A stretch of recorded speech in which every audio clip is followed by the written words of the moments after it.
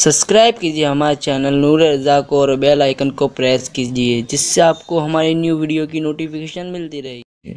आपने शब बारात के ताल्लुक से बहुत कुछ सुना होगा। आपने अब तक कई बार शब बारात अपने एतबार से मनाया भी होगा।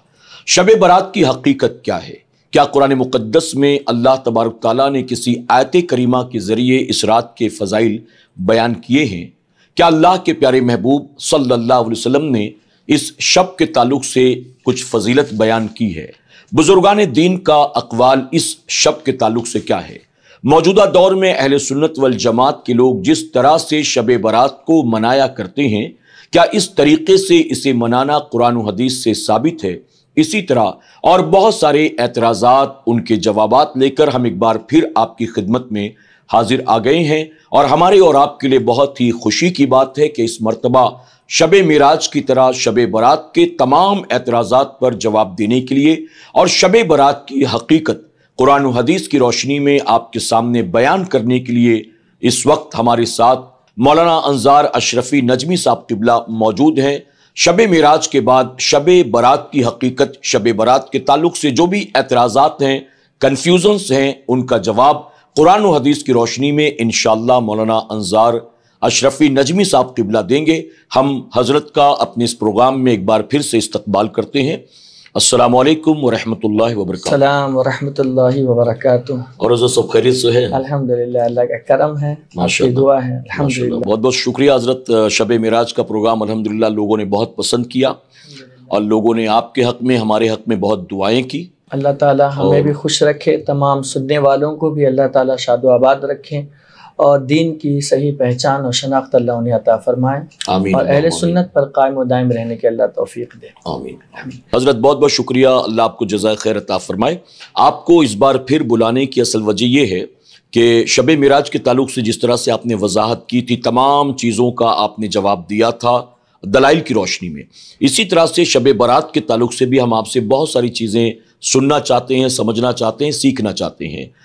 दरअसल अहले सुन्नत वल जमात के लोग जिस तरह से शब बारात को मनाते हैं और जो बहुत सारी चीज़ें इस शब के साथ जोड़ दी गई हैं, इन तमाम चीज़ों की हकीकत क्या है? सबसे पहले तो आप हमें कुरान व हदीस की रोशनी में बताएं कि इस रात का क्या कुरान में कहीं जिक्र है? क्या हुजूर अकरम सल्लल्लाहु अलैहि वसल्लम ने या सहाबा इकराम ने इस रात के ताल्लुक से कुछ कहा है? हदीस मुबारका में इसका कहीं जिक्र आता है? तो आप हमें शब बारात के फ़ज़ाइल सबसे पहले बताएं कुरान व हदीस की रोशनी में। बहुत बहुत शुक्रिया आपका कि हमें आपने फिर से मदऊ किया है और इंशाअल्लाह ताला मैं इस सिलसिले में कुरान व हदीस की रोशनी में चंद बातें आपके सामने मैं रखना चाहता हूँ। जी। आप जब कुरान मुक़द्दस उठा करके देखेंगे तो अहले सुन्नत का ये तुर्रे इम्तियाज़ हमेशा से रहा है कि वो अपने किसी भी मामलात को कुरान व हदीस से जुदा नहीं रखते हैं। सुभान अल्लाह। वो जब भी अपना कोई भी मौक़िफ़ बनाते हैं तो सबसे पहला हमारा मनहज और तरीक़ा यही होता है कि हम कुरान से उस सिलसिले में कोई दलील लाएं। सुभान अल्लाह। और फिर उसके बाद कुरान के बाद अहादीस तय्यबा को देखें, फिर सहाबा कराम के और फिर बुजुर्गान दीन के आमाल को हम सामने रखते हुए कोई ना कोई हम एक तरीक़ा लेते हैं और इसी हिसाब से हम चलते हैं। जी। अल्लाह ताला ने कुरान पाक में 25वें पारे में सूरह दुखान में फरमाया है, हामीम वल किताबिल मुबीन इन्ना अंज़लनाहु फी लैलतिन मुबारकतिन इन्ना कुन्ना मुंज़िरीन सुभान अल्लाह फीहा युफ़रक़ु कुल्लु अम्रिन हकीम। सुभान अल्लाह। ये इब्तदाई आयत है सूरह दुखान की। अल्लाह ताला ने इसमें वाज़ेह तौर पर फरमाया है, कसम उस रोशन किताब की कि बेशक हमने इसे बरकत वाली रात में उतारा है, बेशक हम डर सुनाने वाले हैं और इसमें बांट दिया जाता है हर हिकमत वाला काम। सुभान अल्लाह। ये इमाम इश्क मोहब्बत ने इसका तर्जमा फरमाया है। इस आयत पर अगर आप गौर करें तो इसकी तफसीर, क्योंकि जहाँ पर कोई इजमाल होता है तो हम उसकी वजाहत के लिए तफसीर की तरफ रुजू करते हैं जी। और जब हम तफसीर की तरफ जाते हैं तो अल्लामा सावी को आप ले लें, इमाम जलालुद्दीन सुयूती को आप ले लें और दीगर मुहद्दिसीन को आप ले लें, तो यहाँ पर उन्होंने इस चीज़ की वजाहत की है कि यहाँ फ़ीहा युफ़रक़ु कुल्लु अम्रिन हकीम से क्या मुराद है। ये कौन सी रात है जिसमें जो है इंसान की चीज़ें तकसीम कर दी जाती हैं। तो कहा गया कि उससे मुराद या तो लैलतुल क़द्र है या फिर लैलतुम मिन निस्फ़ि शाबान है। जी। तो इस सिलसिले में दो कौल मिलते हैं کہ جس میں انسان کی ساری چیزیں تقسیم کر دی جاتی ہے، روزی ہے یا ان کے اعمال ہے یا وہ جتنا جینا ہے یا مرنا ہے، ان چیزوں کے حوالے سے تو اس میں 2 قول ملتے ہیں۔ ایک تو ہے کہ لیلۃ القدر میں کیا جاتا ہے، اور دوسرا قول یہ ہے کہ 15ویں شعبان کی شب میں یہ سارے معاملات طے پاتے ہیں۔ اسی لیے، اور یہی قول حضرت اکرمہ کا بھی ہے اور دیگر تابعین کا بھی یہی موقف ہے۔ ٹھیک، تو قرآن مقدس کی اس آیت سے یہ بات سمجھ میں آتی ہے کہ قرآن میں صراحتاً نہ صحیح لیکن اجمالاً شب برات کا ذکر بھی ہے۔ یہ تو قرآن مقدس کی روشنی میں نے آپ کے سامنے عرض کیا ہے۔ احادیث طیبہ میں آپ جائیں تو امام حسن بصری کے واسطے سے تقریباً 34 احادیث طیبہ ہیں، سبحان اللہ، جس میں فضائل شعبان کی 15ویں شب کی فضیلت بیان کی ہے۔ امام جلال الدین سیوطی رحمۃ اللہ تعالی علیہ نے تقریباً 15 کے قریب احادیث مرفوعہ، یعنی ڈائریکٹ رسول اللہ صلی اللہ علیہ وسلم نے جو چیزیں بیان کی ہے، حدیث بیان کی ہے، وہ 15 احادیث طیبہ امام جلال الدین سیوطی رحمۃ اللہ تعالی علیہ نے الدر المنصور کے اندر بیان کیا ہے۔ سبحان اللہ۔ آپ ایک حدیث ابن ماجہ شریف کی ہے، اس شب کے حوالے سے کہا گیا ہے، اور وہ حدیث الترغیب و ترغیب میں بھی ہے، اور اس کے علاوہ ابن ماجہ میں بھی ہے، اور دیگر اور کنز العمال کے اندر بھی حدیث پاک ہے۔ اس حدیث کو بیان کرنے والے مولا علی شیر خدا علی المرتضی رضی اللہ تعالیٰ عنہ ہیں۔ وہ فرماتے ہیں ان علی رضی اللہ تعالیٰ عنہ ان النبی صلی اللہ تعالیٰ علیہ وسلم قال اذا كانت لیلۃ من نصف شعبان، کہ جب شعبان کی 15ویں تاریخ آتی ہے، فإن اللہ تبارک و تعالی ينزل فيها لغروب الشمس الى سماء الدنیا فيقول الا من مستغفر فاغفر له، الا من مسترزق فارزقه، الا من معاف فاعافه، الا كذا الا كذا حتى يطلع الفجر۔ سبحان اللہ۔ حضرت علی رضی اللہ تعالیٰ عنہ روایت کرتے ہیں کہ حضور صلی اللہ علیہ وسلم نے فرمایا کہ جب ماہ شعبان کی 15ویں شب آئے یا آتی ہے تو اللہ تبارک و تعالی آسمانی دنیا کی طرف نزول اجلال فرماتا ہے۔ اچھا، یہاں یہ بھی بتا دوں کہ اترتا نہیں ہے، اللہ اترنے چڑھنے سے پاک ہے۔ نزول اجلال کا مطلب ہوتا ہے خاص توجہ اللہ تعالیٰ اپنے بندوں پر فرماتا ہے۔ سبحان اللہ۔ تو اللہ رب العزت خاص نزول اجلال فرماتا ہے جیسے ہی سورج غروب ہوتا ہے تب سے لے کر کے طلوع فجر تک، یعنی صبح صادق تک۔ اور اس میں اللہ کیا فرماتا ہے؟ الا من مستغفر فاغفر له، ہے کوئی ایسا بندہ جو مجھ سے مغفرت طلب کرے تو میں اسے بخش دوں۔ سبحان اللہ۔ الا من مسترزق، ہے کوئی بندہ جو مجھ سے روزی مانگے تو میں اسے روزی عطا کروں۔ سبحان اللہ۔ ہے کوئی بندہ جو مجھ سے معافی مانگے تو میں اسے معاف کر دوں۔ سبحان اللہ۔ الا کذا الا کذا حتی یطلع الفجر، سبحان اللہ۔ یہاں تک کہ اسی طرح مسلسل اللہ کہتا ہے یہاں تک کہ فجر طلوع ہو جاتا ہے۔ سبحان اللہ۔ تو یہ ایک حدیث پاک ہے۔ ایک حدیث پاک حضرت عائشہ سے منقول ہے جس کو امام ابن حبان نے اپنی صحیح ابن حبان میں بیان کیا، اور اس کے سارے راوی ثقہ ہے۔ سبحان اللہ۔ یعنی یہاں یہ بھی بتا دوں کہ ماہ شعبان کی جو 15ویں شب کی جو فضیلت ہے وہ صرف ضعیف احادیث پر موقوف نہیں ہے، بلکہ اس کے لیے احادیث صحیحہ بھی ہے، احادیث حسن بھی ہے، اور احادیث ضعیف بھی ہے، اور تینوں ہمارے نزدیک مقبول ہے۔ یہ اور بات ہے کہ احادیث صحیحہ اعتقادات اور احکامات میں ہیں، اور فضائل والی جو ہے وہ ضعیف حدیث جتنی ہوتی ہے وہ فضائل کے سلسلے میں مقبول ہے۔ تو شب برات کے جتنے بھی مسائل ہیں وہ تو یوں بھی فضائل کی ہی باب میں آتے ہیں، تو وہاں پر یہ حدیث صحیح ہے۔ حضرت عائشہ صدیقہ رضی اللہ تعالیٰ عنہ سے یہ روایت موجود ہے۔ سبحان اللہ۔ آپ فرماتی ہے، اور اس کے اصل راوی حضرت معاذ بن جبل ہیں۔ سبحان اللہ۔ حضرت معاذ بن جبل کے وساطت سے یہ حدیث آئی ہوئی ہے، اور حضرت عائشہ کے حوالے سے ہے کہ حضرت عائشہ صدیقہ رضی اللہ تعالیٰ عنہ کہتی ہے کہ میں نے نبی پاک صلی اللہ علیہ وسلم کو میں نے اپنی بستر پر دیکھا تو میں نے اپنے حضور کو نہیں پایا، تو مجھے ایسا گمان ہوا کہ شاید حضور صلی اللہ علیہ وسلم کسی اور ازواج کے گھر تشریف لے گئے ہوں، تو میں نکلی اور تلاش کی تو میں نے حضور کو کہیں نہیں پایا۔ تو پھر میں بقیع کی طرف، مسلمانوں کے قبرستان کی طرف جب میں گئی تو حضور صلی اللہ علیہ وسلم کو میں نے وہاں پر پایا، تو حضور صلی اللہ علیہ وسلم اس وقت دعا فرما رہے تھے، تو حضور علیہ السلام نے دعا کا اختتام کیا، اور پھر میری طرف دیکھ کر حضرت عائشہ صدیقہ رضی اللہ تعالیٰ کہتی ہے کہ میری طرف حضور نے دیکھا اور فرمایا عائشہ کیا تم یہ گمان کرتی ہو کہ میں نے تمہاری حق تلفی کی ہے؟ ایسا نہیں ہے، بلکہ یہ وہ رات ہے، آج کی رات وہ اتنی مقدس رات ہے کہ اللہ تعالیٰ بنو کلب کی بکریوں کے تعداد کے برابر اللہ آج کی رات لوگوں کی مغفرت فرما دیتا ہے۔ سبحان اللہ۔ تو یہ تو حدیث صحیح سے ثابت ہے کہ آج کی رات بڑی مقدس رات ہے، اور اس رات میں عبادت، ذکر و اذکار، اوراد و وظائف، نمازیں، یہ ساری چیزیں کرنی چاہیے۔ اور اس کے اندر یہ بھی کہا گیا ہے کہ فقوموا لیلہا وصوموا نہارہا۔ سبحان اللہ۔ حضرت علی رضی اللہ تعالیٰ عنہ فرماتے ہیں کہ اللہ کے نبی صلی اللہ علیہ وسلم نے فرمایا فقوموا لیلہا، یہ فعل امر ہے، اس رات میں قیام کرو۔ سبحان اللہ۔ یہ حضور کا حکم ہے۔ سبحان اللہ۔ اور پھر وصوموا نہارہا، اور اس کے دن میں روزہ رکھو۔ سبحان اللہ۔ تو اسے یہ بات سمجھ میں آتی ہے کہ رات میں عبادت کرنے کا حکم یہ رسول اللہ صلی اللہ علیہ وسلم نے خود عطا فرمایا ہے۔ سبحان اللہ۔ اچھا، قوموا لیلہا جب حضور صلی اللہ علیہ وسلم نے فرمایا ہے تو اس کا یہ مطلب نہیں ہے کہ یہ مخصوص ایک ہی رات ہے، ایک ہی مرتبہ گئے تھے اور اس کے بعد یہ سسٹم نہیں ہوا ہے۔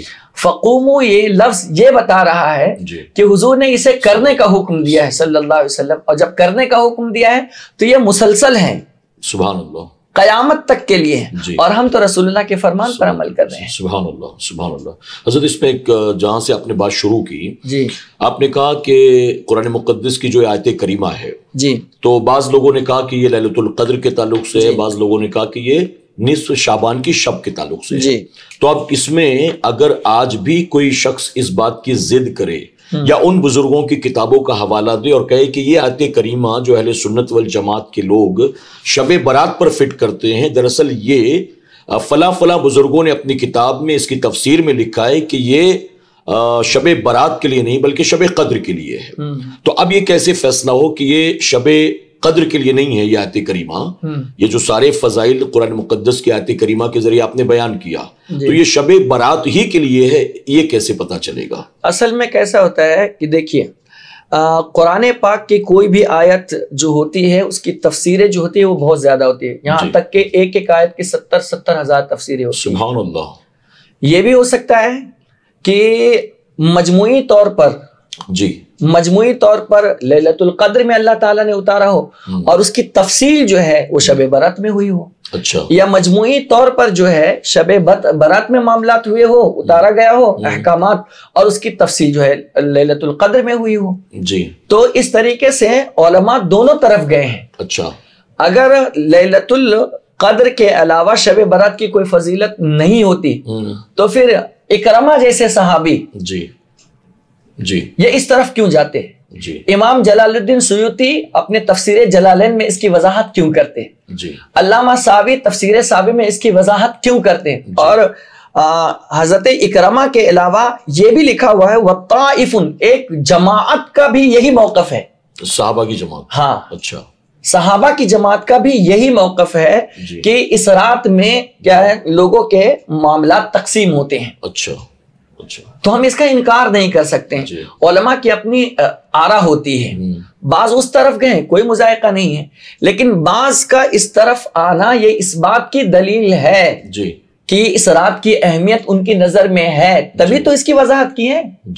اچھا، بعض بزرگوں نے یہ بھی لکھا ہے جو اس طرف گئے ہیں کہ یہ قرآن مقدس کی آیت کریمہ شب قدر کے تعلق سے نہیں ہے، شب برات کے تعلق سے۔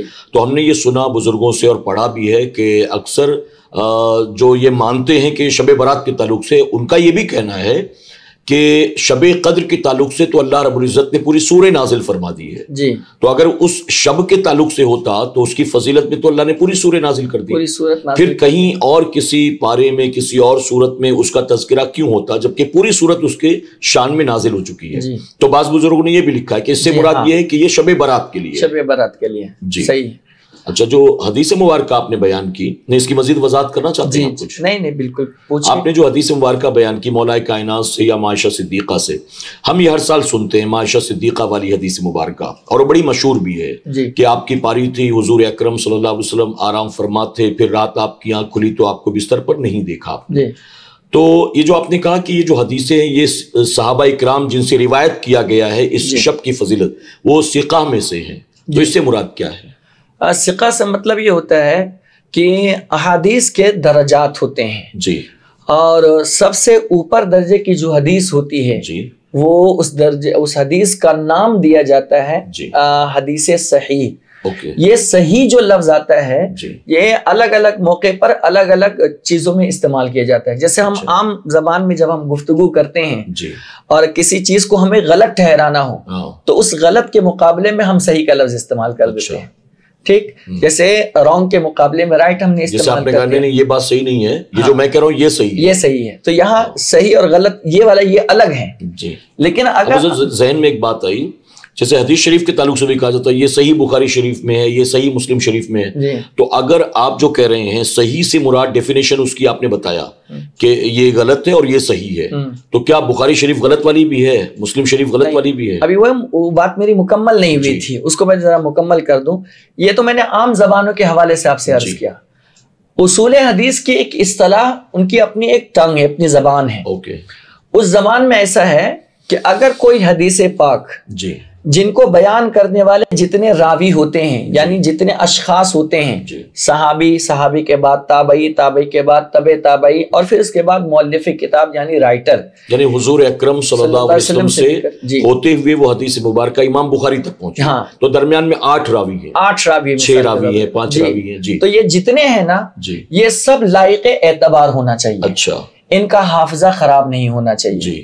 ٹھیک, اور اول درجے کے متقی اور پرہیزگار ہونی چاہیے.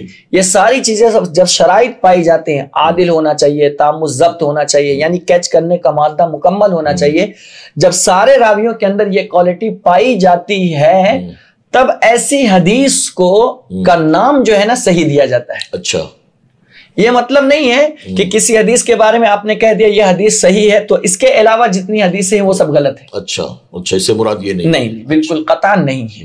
تو یہ جو کرائٹیریا طے کر دیا گیا ہے, جی, یعنی حضور اکرم صلی اللہ علیہ وسلم سے لے کر ائمہ تک جنہوں نے کتابیں لکھی, حدیث لکھی ہے, ان تک درمیان میں جتنے راوی ہیں ان کا ایک کرائٹیریا بنا دیا گیا ہے کہ ان کے اندر یہ 8 کوالٹیز ہونی چاہیے, تب جا کر ان کی حدیثیں معتبر ہوں گی اور اس کو صحیح کے اس میں رکھا جائے گا زمرے میں. جی ہاں, ان کے جتنے بھی راوی ہوتے ہیں, جیسے کہا جاتا ہے نیچے رجالہ ثقاتن, جی, اس حدیث کے سارے راوی بیان کرنے والے سب ثقہ ہے, یعنی لائق اعتبار ہے, عادل ہے, تام الضبط ہے, فسق و فجور سے پاک ہے, ان کا ذہن بالکل اسٹرانگ ہے, اول درجے کے متقی پرہیزگار ہے. یہ ساری چیزیں پائی جاتی ہے تب جا کر کے اس حدیث کا نام دیا جاتا ہے حدیث صحیح. اچھا. اور اگر اس میں کسی کا حافظہ تھوڑا سا بھی اگر 20 سے 19 ہو جاتا ہے تو وہ درجے سے نیچے آ کر کے وہ حدیث حسن تک پہنچ جاتا ہے. اچھا. اس کا درجہ آتا ہے. اور اگر اس میں بھی اور کمی آ جائے, کسی کا حافظہ خراب ہونے کا معاملہ رہا لیکن وہ حدیث ہے ٹھیک ٹھاک, لیکن اس راوی کا حافظہ خراب رہا تو وہ حسن سے بھی نکل کر کے نیچے درجے میں آ جاتی ہے, جس کو کہتے ہیں ضعیف. اچھا. ٹھیک ہے, 3 درجات. یہ 3 درجات عام طور پر ہوتے ہیں, صحیح, حسن اور ضعیف. تو جیسے ہم کہتے ہیں صحیح بخاری, ہاں, تو اب صحیح بخاری شریف, صحیح بخاری کو صحیح بخاری کہنے کی وجہ یہ ہے کہ آپ نے جو حدیثوں کا اہتمام کیا ہے, جی, تو اس کے جتنے بھی راوی ہوتے تھے وہ راوی سب ثقہ درجے کے ہوتے تھے, سب لائق. جو صحیح بخاری شریف ہے یا صحیح مسلم شریف ہے, تو اس میں حسن اور ضعیف حدیث ہے ہی نہیں. امام شیخ عبدالحق محدث دہلوی رحمۃ اللہ تعالی علیہ نے یہ فرمایا ہے کہ ان کی اکثر حدیثیں صحیح ہیں. اچھا. اکثر حدیثیں صحیح ہے, اسی بنیاد پر جو ہے نا اس کو لفظ صحیح کہا گیا ہے. اچھا. اور بعض لوگوں نے کہا ہے کہ ساری حدیثیں ان کی صحیح ہے. اچھا. یہ بھی قول کیا گیا ہے, لیکن اس کا یہ مطلب نہیں ہے کہ صحیح بخاری اور صحیح مسلم کے علاوہ جتنی بھی حدیث کی کتاب ہے وہ سب غلط ہے. اچھا. جی, جی, ٹھیک ہے, کیونکہ امام بخاری رحمۃ اللہ تعالی علیہ کو 1 لاکھ صحیح حدیث یاد تھی, اور کل ملا کر 6 لاکھ حدیثیں یاد تھی. سبحان اللہ. امام مسلم رضی اللہ عنہ کو بھی اسی کے مثل کچھ حدیثیں یاد تھی, احادیث صحیحہ, ان کا بھی مرتبہ بہت اعلیٰ ہے. سبحان اللہ. لیکن اس کا یہ مطلب نہیں کہ ساری احادیث صحیحہ انہی 2 کتابوں میں جمع کر دی گئی ہے. اچھا. ان کے علاوہ سیاہ ستہ جن کو آپ کہتے ہیں ان میں بھی احادیث صحیح ہے, ان کے علاوہ میں بھی احادیث صحیح ہے. نہیں, جیسے آج بات بات میں لوگ ہر چیز کی دلیل تلاش کرتے ہیں, بخاری شریف میں ہے کیا, مسلم شریف میں ہے کیا, یہ تو کوئی معیاری نہیں ہے. تو حضور اکرم صلی اللہ علیہ وسلم کے تمام فرامین بخاری اور مسلم میں ہو ضروری نہیں. نہیں, بالکل قطعاً نہیں ہے. اور اگر اس میں نہیں ہے تو اس کا مطلب یہ نہیں کہ حضور کا فرمان ہی نہیں ہے. جی, تو یہ لوگوں نے اپنی طرف سے بنا رکھا ہے, اس کی کوئی اصل حقیقت نہیں, کوئی حقیقت نہیں ہے. جی, آپ مجھے بتائیں, اگر یہی معیار تھا تو پھر امام بخاری کس حدیث کو لیتے تھے؟ جی صحیح. امام مسلم کس کو لیتے تھے؟ امام ترمذی، امام نسائی کون سی احادیث کی کتاب پڑھتے تھے؟ جی.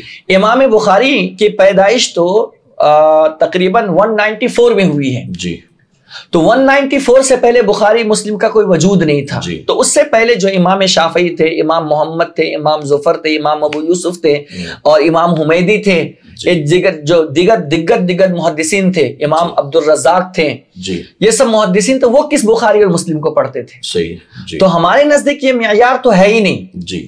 ہمارے نزدیک اصل معیار رسول اللہ صلی اللہ علیہ وسلم کی احادیث کا ہے. جی. وہ احادیث صحیح سند کے ساتھ ہم تک پہنچ جائے، وہ ہمارے لیے قابل اعتماد ہے. جی. اور چاہے وہ امام بخاری کے ذریعے نہ بھی پہنچے، مسلم شریف کے ذریعے نہ بھی پہنچے. جی بالکل. جی. ہاں. اور دوسری چیز، صرف احادیث صحیحہ ہی ہمارے لیے معیار نہیں ہے. جی. فضائل کے باب میں ہمارے لیے احادیث ضعیفہ بھی معیار ہے، اور صرف ہمارے نزدیک نہیں ہے. جی. یہ بھی میں آپ کو بڑے دعوے کے ساتھ کہتا ہوں، امام مسلم رحمت اللہ تعالی علیہ اور ایک اور امام ہے جن کا نام میرے ذہن میں نہیں ہے، دو امام کے علاوہ کسی امام نے احادیث ضعیفہ کو فضائل کے باب میں نکارا ہی نہیں ہے. اچھا. کسی نے انکار نہیں کیا ہے. یعنی امام بخاری نے بھی قبول کیا ہے. ہاں بالکل. ابو داؤد، ترمذی، بلکہ خود آپ کو بتاؤں، امام بخاری کی بخاری شریف کے علاوہ تقریباً 27-28 کتابیں ہیں. سبحان اللہ. اور ہر کتاب کے اندر جو ہے نا احادیث ضعیفہ موجود ہے. اچھا. فضائل کے باب، فضائل کے باب میں اس میں بھی احادیث صحیحہ ہے. اچھا. ٹھیک ہے. دوسری چیز، صحیح بخاری لکھنے کی وجہ یہ ہوئی تھی کہ آپ کے استاذ محترم کی تمنا تھی جی. کہ کوئی ایک ایسی کتاب ہمارے سامنے ہو جس میں سند کے اعتبار سے ساری حدیثیں صحیح ہو. سبحان اللہ. تو یہ بات جو ہے امام بخاری کے دل پہ لگی ہے، اور آپ نے یہ فیصلہ کیا کہ یہ کام میں کروں گا. سبحان اللہ. اور جب آپ نے اس کی اللہ سے دعا کی تو اللہ تعالیٰ نے آپ کی مدد فرمائی. سبحان اللہ. اور مدد ایسی کی کہ ایک بزرگ کتاب الام، جی، امام شافعی کی کتاب پڑھتے تھے. جب انہوں نے پوری کتاب تصنیف فرما دی تو حضور علیہ الصلوۃ والسلام خواب میں تشریف لائے وہ بزرگ کے، اور کہا کہ تم میری کتاب نہیں پڑھو گے؟ کہا یا رسول اللہ آپ کی کتاب کون سی ہے صلی اللہ علیہ وسلم؟ تو آپ نے فرمایا وہی جو محمد بن اسماعیل البخاری نے لکھی ہے، وہ میری کتاب ہے. سبحان اللہ. سبحان اللہ. یہ اس کے پیچھے ریزن ہے. باقی ایسا کوئی ضروری نہیں ہے کہ صحیح مسلم اس کے آگے لکھ گیا گیا ہے یا بخاری کے آگے لفظ صحیح لکھ دیا گیا ہے تو اب یہی صحیح ہے، اس کے علاوہ کچھ بھی نہیں ہے. یہ معیار ان کو دیا کس نے ہے؟ جی. آپ ان سے پوچھو کوئی اصول، کوئی ضابطہ، قرآن کی کوئی آیت جی یا کسی محدث کا قول کی یہی ہونا چاہیے. ایک حوالہ ہمیں دکھا دیں. جی صحیح نہیں ہے، کہیں بھی نہیں ہے. یہ سب قوم کو صرف گمراہ کیا جا رہا ہے. اہل سنت میں چونکہ پڑھنے والوں کی تعداد کم ہوتی ہے، اس کی وجہ سے ان کی باتوں سے وہ مرغوب زیادہ ہو جاتے ہیں. جی ہم آپ کو گارنٹی کے ساتھ کہتے ہیں کہ کسی محدث کا یہ فرمان ہے ہی نہیں، بلکہ خود امام بخاری رضی اللہ تعالیٰ عنہ کا قول نہیں بتا سکتے ہیں یہ لوگ کہ امام بخاری نے کہا ہے کہ جو کچھ میں نے لکھا ہے صرف یہی صحیح ہے اور اس کے علاوہ کوئی بات صحیح نہیں ہے، یا صرف اتنی ہی مانو باقی کسی کی نہ مانو. سبحان اللہ. ہمارے یہاں دراصل ہوتا ایسا ہے کہ اہل سنت والجماعت کے لوگ جو کچھ بھی کرتے ہیں جی یعنی جس کا تعلق معاملات اہل سنت سے ہے جی تو اس پر اعتراض کرنے والے تمام باطل فرقے کے لوگ یہی پوچھتے ہیں کہ یہ بخاری شریف میں ہے کیا، جی مسلم شریف میں ہے کیا. اور جیسا کہ آپ نے کہا کہ ہمارے لوگ پڑھتے نہیں ہیں. جی اب ہم نے بخاری شریف دیکھا ہی نہیں ہے، نام سنا ہے صرف. جی مسلم شریف کبھی دیکھا نہیں ہے، صرف نام سنا ہے. اگر پوچھا جائے کہ بخاری شریف میں یا مسلم شریف میں کتنی حدیثیں ہیں، کتنی جلدیں ہیں، لکھنے والوں کے نام کیا ہیں، تو ہمیں یہ بھی نہیں پتا ہوگا. لیکن جیسے ہی سوال کیا جاتا ہے کہ بخاری شریف میں مسلم شریف میں، کہ ہم فوراً گھبرا جاتے ہیں کہ یار ہم تو مولانا کی بات کو سن کر یہ سب کرنے لگے اور یہ اعتراض کرنے والا بات قرآن و حدیث سے کر رہا ہے، ہمارے پاس جس کا کوئی جواب ہی نہیں، دلیل ہی نہیں ہے، تو ہم گھبرا جاتے ہیں اہل سنت والجماعت کے لوگ. تو ایسے میں ہمارے لیے بہت ضروری ہے کہ ہم اہل سنت والجماعت کے معاملات اور عقائد کو سمجھنے کی، پڑھنے کی کوشش کریں. جی بالکل. اگر ہم اتنی صلاحیت نہیں رکھتے ہیں کہ کتابیں اٹھا کر لائبریری میں جا کر خود اسے پڑھ سکیں، مطالعہ کر سکیں، تو کم سے کم اس کے لیے علماء کی صحبت میں بیٹھیں، علماء سے سوالات پوچھیں، تھوڑا سا وقت ان کے ساتھ خرچ کریں، ان سے سیکھنے کی کوشش کریں تاکہ وہ خود بھی اہل سنت والجماعت پر قائم رہ سکیں اور ان کی نسلیں بھی ان کے بعد اہل سنت والجماعت پر قائم رہ سکیں. بلکہ میں آپ کو یہاں پر ایک بات کہنا چاہتا ہوں. لوگ کہتے ہیں کہ اہل سنت کے پاس جو ہے نا احادیث صحیحہ نہیں ہے جی، اور ان کو اگر احادیث صحیحہ نہیں ملتی ہے تو پھر یہ اپنی رائے پر عمل کرتے ہیں. اچھا. جبکہ ہمارا معیار یہ ہے کہ ہم حتی المقدور جی ہم یہ کوشش کرتے ہیں کہ ہم احادیث رسول سے ہٹے نہیں، سبحان اللہ، حتیٰ کہ وہ حدیث سند کے اعتبار سے ضعیف ہی کیوں نہ ہو، جی لیکن ہم اس بات کی کوشش کرتے ہیں کہ ہم قیاس نہیں کریں۔ اچھا، یعنی قیاس بالکل لاسٹ سٹیج ہے، ایک دم لاسٹ سٹیج ہے۔ جی ہم پہلے کوشش کرتے ہیں کہ ہمارے معمولات قرآن سے ثابت ہوں، جی، اور جب ہمیں قرآن میں ظاہراً ہمیں وہ چیز نظر نہیں آتی ہے تو ہم پھر حدیث کی طرف رجوع کرتے ہیں۔ جی حدیث میں بھی صرف احادیث صحیحہ کے 8 درجے ہیں، جی 8 درجوں میں ہم یہ کوشش کرتے ہیں، ہمارا موقف ہے، ہمارے امام کا موقف ہے جی کہ ہم سب سے پہلے ان اعلیٰ احادیث کو لینے کی کوشش کرتے ہیں جن کا رتبہ سب سے اعلیٰ ہو۔ جی، اگر وہ ہمیں نہیں ملتا ہے تو اس کے بعد ہم اس کے نیچے والے کو، اس کے نیچے والے کو، یہاں تک کہ اگر ہمیں 8 کے 8 درجوں میں سے کوئی حدیث نہیں ملتی ہے جی، تب بھی ہم قیاس نہیں کرتے ہیں، اچھا، تب بھی ہم اپنی کوئی رائے قائم نہیں کرتے ہیں، جی، بلکہ ہم اس سلسلے میں ڈھونڈتے ہیں کہ کوئی اس سلسلے میں رسول اللہ کی حدیث مل جائے، چاہے وہ ضعیف ہی کیوں نہ ہو، جی لیکن ہو تو رسول اللہ کی، ہاں گڑھی ہوئی نہیں ہونی چاہیے۔ جی، ہمارے یہاں موقف یہ ہے گڑھی ہوئی نہیں ہونی چاہیے، گڑھی ہوئی ہوتی ہے تو ہمارے یہاں تو اتفاق ہے، اہل سنت کا اتفاق ہے کہ ضعیف حدیث کسی بھی نہیں، معاف کیجئے گا، موضوع حدیث جی، جس کو اس کو تو حدیث کہنا بھی نہیں چاہیے، جی، وہ موضوع کو حدیث اس لیے کہہ دیا گیا ہے جی، کیونکہ وہ لوگوں نے اس کو حدیث کی طرف نسبت کر دی تھی، اچھا، ورنہ تو حدیث کے لائق بھی نہیں ہے، اس کو صرف موضوع کہا جائے، گڑی ہوئی چیز کو ہم حدیث کیسے کہہ سکتے ہیں؟ اچھا، ٹھیک ہے، تو ابھی ہمارے آپ نے 3 درجات بتائے ہاں، تھے، اب یہ چوتھا بھی آپ نے کہہ دیا جی، کہ موضوع، جی، یعنی جو حضور صلی اللہ علیہ وسلم کا فرمان نہیں ہے ہی نہیں، لوگوں نے اپنی بات کو وزندار بنانے کے لیے حضور صلی اللہ علیہ وسلم کی طرف منسوب کر دیا، اس حالانکہ کو وہ کہتے ہیں بڑا گناہ ہے۔ موضوع حدیث۔ میں یہ عرض کر رہا تھا کہ ہمارے یہاں اصول یہ کہ پہلے قرآن سے لیں، پھر حدیث میں لیں، حدیث میں بھی احادیث صحیحہ، جی، پھر اس کے بعد اگر ہم کو احادیث صحیحہ نہیں بھی ملتی ہے تو ہم پھر احادیث ضعیفہ کی طرف جاتے ہیں، جی، لیکن لیتے ہیں ہم حضور کی حدیث ہی کو، اچھا، اور پھر نہ ملے تو پھر ہم ہمارے اکابرین کی جو رائے ہوتی ہے وہ رائے ہم اپنی طرف سے قائم نہیں کرتے ہیں، ہمارے اکابرین قرآن و حدیث کی روشنی میں قیاس کرتے ہیں، اپنی رائے رکھتے ہیں، وہ بھی قرآن و سنت سے ہٹ کے نہیں، جی، قرآن و حدیث کے خلاف نہیں، جی، اور تب جا کر کے ہمارا مذہب بنتا ہے اور اس حساب سے ہم چلتے ہیں۔ سبحان اللہ، تو اب ہم پھر اپنے اصل موضوع پر آتے ہیں۔ جی، ہمارے یہاں الحمدللہ شب برات کے حوالے سے قرآن کی آیت ہم نے آپ کو بتا دی، جی، پھر اس کے بعد ہم نے 2 حدیثیں بتا دی، اور یہ بتائی امام حسن بصری کے واسطے سے 34 احادیث بیان کی گئی ہے۔ امام جلال السیوطی رحمۃ اللہ تعالی علیہ نے تقریباً 15 احادیث مرفوعہ بیان کی ہے۔ امام اوزاعی رحمۃ اللہ تعالی علیہ کو لے لے، امام عثمان رحمۃ اللہ تعالی علیہ کو لے لے، ان سب کا معمول یہ ہوتا تھا کہ اس رات میں اٹھتے تھے، عبادت کرتے تھے، نوافل پڑھتے تھے، اللہ کا ذکر کرتے تھے، سبحان اللہ، یہ ساری چیزیں کرتے تھے۔ تو حضرت یہ سوال یہ ہے جو ماں عائشہ صدیقہ رضی اللہ عنہا سے روایت ہے اور مولا کائنات سے ہے، جی، یا جو خواجہ حسن بصری رحمۃ اللہ تعالی سے حدیث مبارکہ ہے، تو وہ جو حدیثیں ہیں وہ کس کیٹیگری میں آتی ہیں؟ وہ صحیح میں ہے؟ ایک حدیث تو ہے حضرت عائشہ حضرت معاذ والی، وہ حدیث حسن اور صحیح کے درجے میں ہے۔ اچھا، حضرت معاذ والی حدیث صحیح کے درجے میں ہے، جی، جو میں نے ابھی پڑھی ہے۔ حضرت علی والی جو روایت آتی ہے وہ حسن کے درجے میں آتی ہے۔ اچھا، ہاں، اور بعض روایت اور بھی ہیں جو میں اس میں بہت ساری چیزیں بیان کی گئی ہے کہ اللہ تعالیٰ اس رات سب کو معاف فرما دیتا ہے، لیکن چند لوگ ایسے ہوتے ہیں جیسے شرک کرنے والا، ماں باپ کی نافرمانی کرنے والا، شراب پینے کا عادی، زنا کرنے والا، اور یہ ساری چیزیں، چگل خور، بغض اور کینہ رکھنے والا، قطع تعلق کرنے والا، یہ ساری چیزیں الگ الگ احادیث میں الگ الگ ناموں سے، کسی میں 5 کا، کسی میں 6 کا، کسی میں 7 کا ذکر کیا گیا ہے۔ تو ان میں بعض احادیث ایسی ہیں جو ضعیف ہیں۔ اچھا، تو اب فائنلی یہ بات سمجھ میں آئی کہ اگر ان میں سے کوئی حدیث مبارکہ ضعیف بھی ہے جی، تو عقائد کے لیے ضعیف حدیث کا استعمال نہیں کیا جا سکتا، لیکن فضائل کے باب میں ضعیف حدیث کا بھی استعمال کیا جا سکتا ہے۔ تو یہ صرف اہل سنت والجماعت کا موقف ہے یا جتنے بھی مسلمانوں میں فرقے ہیں سب کا یہی ماننا ہے؟ مقلد کو چھوڑ کر جی، سب کا اتفاق ہے کہ احادیث ضعیفہ فضائل میں مقبول ہے۔ اچھا، یعنی مجھے اگر نماز کی فضیلت بتانی ہے جی، اور اس ضمن میں میں نے کوئی حدیث مبارکہ بیان کی اور وہ حسن بھی نہیں ہے، صحیح بھی نہیں ہے، جی، وہ ضعیف ہے، जी। तो बयान करना जायज है, बिल्कुल जायज शरअन दुरुस्त है, बिल्कुल दुरुस्त उसमें कोई पकड़ नहीं है। बिल्कुल कोई पकड़ नहीं है जी। इनकी किताबें भरी पड़ी हैं। अच्छा। आप दयाबना की फजाइल अमाल देख लें, जी।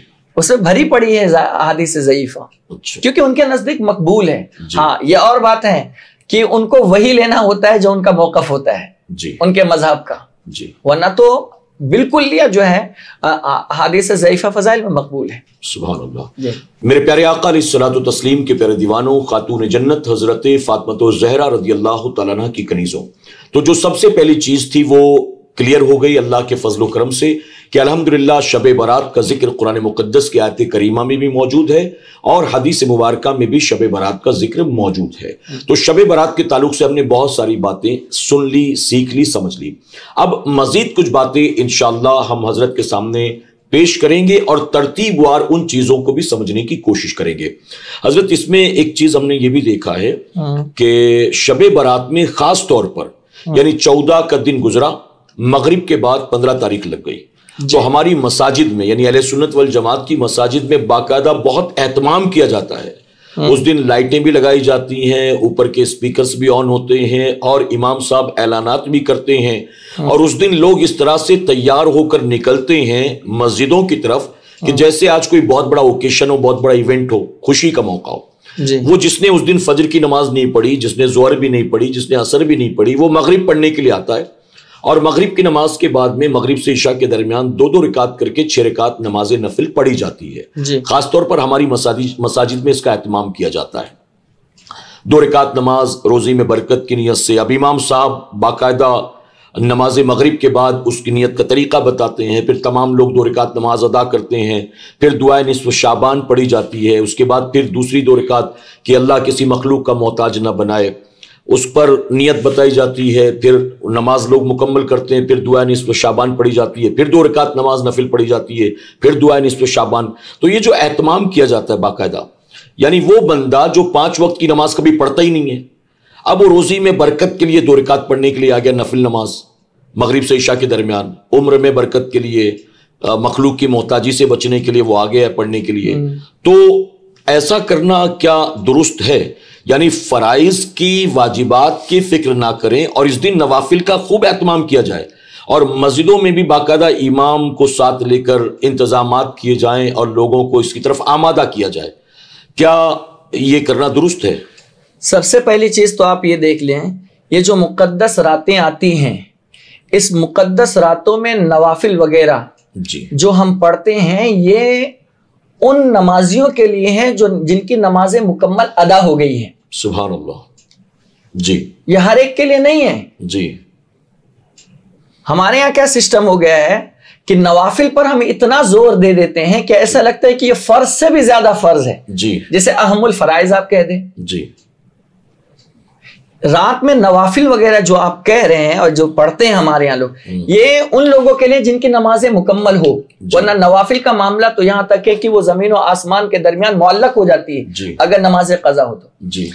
तो सबसे पहली चीज तो हम लोगों ने दिमाग में ये घुसा लिया है कि ये नमाज हमारे लिए फर्ज है जी, और इशा की नमाज छोड़ जाते हैं जी जी, जबकि फर्ज उन पर इशा है जी, न कि ये तीनों नफिल नमाजें हैं जी। अच्छा, इसकी क्या हकीकत है? तो बहुत ज्यादा इसकी हकीकत अगर है तो वो सलातुल अव्वाबीन की हो सकती है जी। उसके अलावा इसकी और कोई ज्यादा हकीकत नहीं हो सकती। नहीं तो इसकी फजीलत इतनी ज्यादा बयान की जाती है। असल में क्या है, वो शब इतनी मुकद्दस है ना जी, शब इतनी मुकद्दस है कि अल्लाह ताला से इंसान जो मांगता है मेरा मौला उसको वो अता कर देता है। सुभान अल्लाह। तो इंसान तो अल्लाह की बारगाह में मोहताज है, उसे हर चीज की हाजत है। तो उलमा ने एक सूरत निकाली है बुजुर्गान दीन से जो चलता चला आया, माज़ा फी शाबान के अंदर ये बातें मौजूद हैं कि इंसान अगर जिस नियत से जो काम करता है तो उसकी वो मुरादें पूरी होती हैं। और इंसान को ये 2-3 चीजें जो है ना वो बहुत ज्यादा महबूब है। एक जान प्यारी है, एक माल प्यारा है, ठीक है, اور ایک محتاجگی سے دوری کے لیے، ایک درازگی عمر بالخیر کے لیے ہم نماز سوال یہ ہے، آپ جو کہہ رہے ہیں چلیے ٹھیک ہے، بزرگوں کا طریقہ رہا ہے جی، فجر کی نماز پڑھیں گے تو کیا اللہ روزی میں برکت نہیں دے گا؟ بالکل دے گا۔ ظہر پڑھیں گے تو کیا اللہ مخلوق کی محتاجی سے نہیں بچائے گا؟ تو اگر عوام کو جمع کر کے یہ 2 رکعت نماز کے فضائل بتائیں، طریقہ بتائیں، اس سے کئی گنا زیادہ بہتر ہے کہ سب کو جمع کیا جائے اور نماز فجر کی اہمیت بتائی جائے، نماز ظہر کی اہمیت بتائی جائے، اس کا تو تذکرہ ہی نہیں ہے۔ اچھا، وہ جو آنے والے ہیں انہوں نے فجر پڑھی، ظہر پڑھی، عصر پڑھی، اس کی کسی کو پرواہ نہیں ہے، بس رسمی طور پر وہ 2 رکعت پڑھ کر چلے جاتے ہیں، وہ نہیں ہونا، اور وہ سمجھتے ہیں کہ اب سارا کام بن گیا میرا۔ یہ طریقہ غلط ہے۔ جی، آپ فرائض کی پابندی کریں جی، اور فرائض کی پابندی کے ساتھ آپ ان چیزوں کے لیے آئیں، جی، تب تو یہ آپ کے لیے سود مند ہے جی اور فائدے مند ہے۔ اور اگر آپ فرائض کی پابندی نہیں کر رہے ہیں اور نوافل پر آپ زور دیں ہیں تو ان نوافل کا کوئی اثر نہیں آپ پر ہوگا جی، اور اس کی برکتوں سے ممکن ہے کہ ہم محروم ہو جائیں۔ جی، دیکھیں اللہ تعالیٰ رحمان ہے، رحیم ہے، کریم ہے، ستار ہے۔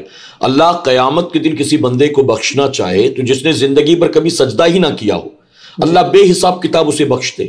اور اللہ تبارک تعالیٰ اگر پکڑ کرنے پر آئے تو وہ قہار ہے، جبار ہے، وہ زندگی بھر عبادت کرنے والے کی قیامت کے دن پکڑ کر لے اور اللہ کی پکڑ سے اسے کوئی نہیں بچا سکتا۔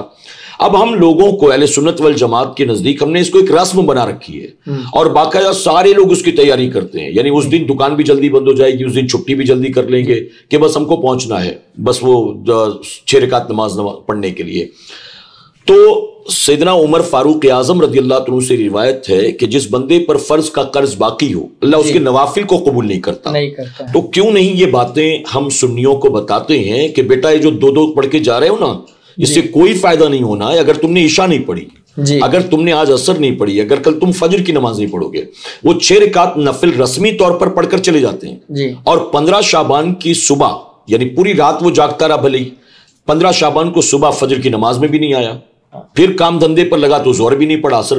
تو ہم اس چیز کی اہمیت کیوں نہیں بتاتے ہیں؟ کیا یہ بتانا ضروری نہیں؟ بالکل ضروری ہے، بلکہ یہی ضروری ہے جی کہ آپ فرائض پر لوگوں کو زیادہ جو ہے نا ان کے ذہن کو مبذول کرائیں جی، اور ہم علماء کرام کو بھی یہی چاہیے۔ اور میں ناظرین سے اور مسجد کے ائمہ حضرات سے، ان کے علاوہ وہاں کے متولیان سے میں یہ گزارش کرنا چاہتا ہوں کہ ان سب حضرات کو چاہیے کہ فرائض پر زیادہ وہ فوکس کریں جی، اور وہ چاہے کہ معاشرے میں بتائیں کہ یہ نوافل ہے جی، اور نوافل کا درجہ بہت بعد میں آتا ہے، پہلا درجہ فرض و واجب کا آتا ہے جی، اور فرائض کو چھوڑ کر کے آپ کچھ بھی حاصل نہیں کر سکتے ہیں۔ جی، ایک چیز آپ نے بھی دیکھا ہوگا کہ جیسے ہی وہ 15ویں شب آتی ہے، لوگ ایک درگاہ سے دوسری درگاہ پر، دوسری درگاہ سے تیسری درگاہ پر، ایک قبرستان سے دوسرے قبرستان پر، اور یہ چیز ان لوگوں نے ایسا سمجھا کہ یہ کمپلسری ہے۔ جی، اچھا، یہ چیز کام کیا کرتے ہیں؟ سال میں ایک ہی مرتبہ اپنے ماں باپ کی قبر پر جاتے ہیں، جی،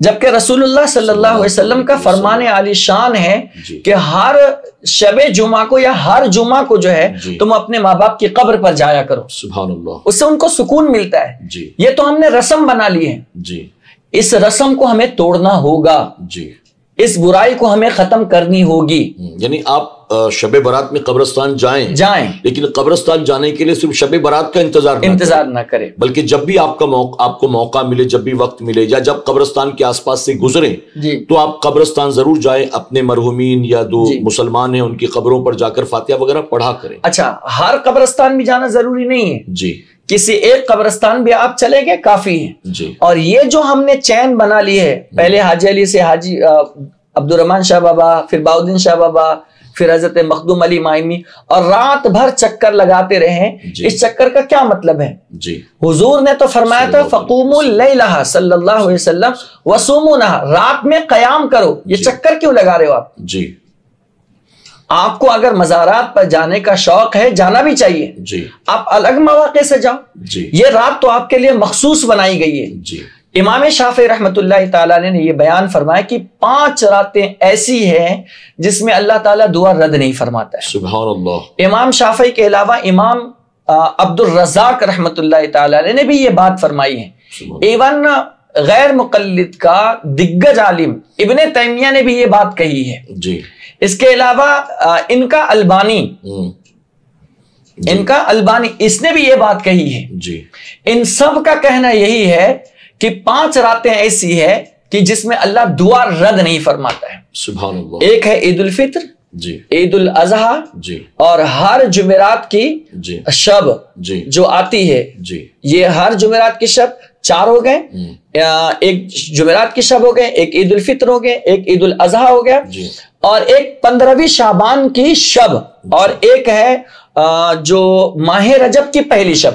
اچھا, یہ 5 راتیں ایسی ہیں جن میں اللہ تعالیٰ دعا رد نہیں فرماتا ہے. سبحان اللہ. تو آپ گھومتے ہیں, چکر لگاتے ہیں. اچھا, دوسری چیز, یہ صرف گھومتے نہیں ہیں, جی, بائکوں پر لے کر کے خود بھی نقصان, جی, ٹریفک پولیس والوں کو پریشان, جی, اپنے گھر والوں کو. کتنے ایکسیڈنٹ ہو جاتے ہیں, کتنے بچے اس رات میں اپنی جان گوا بیٹھتے ہیں.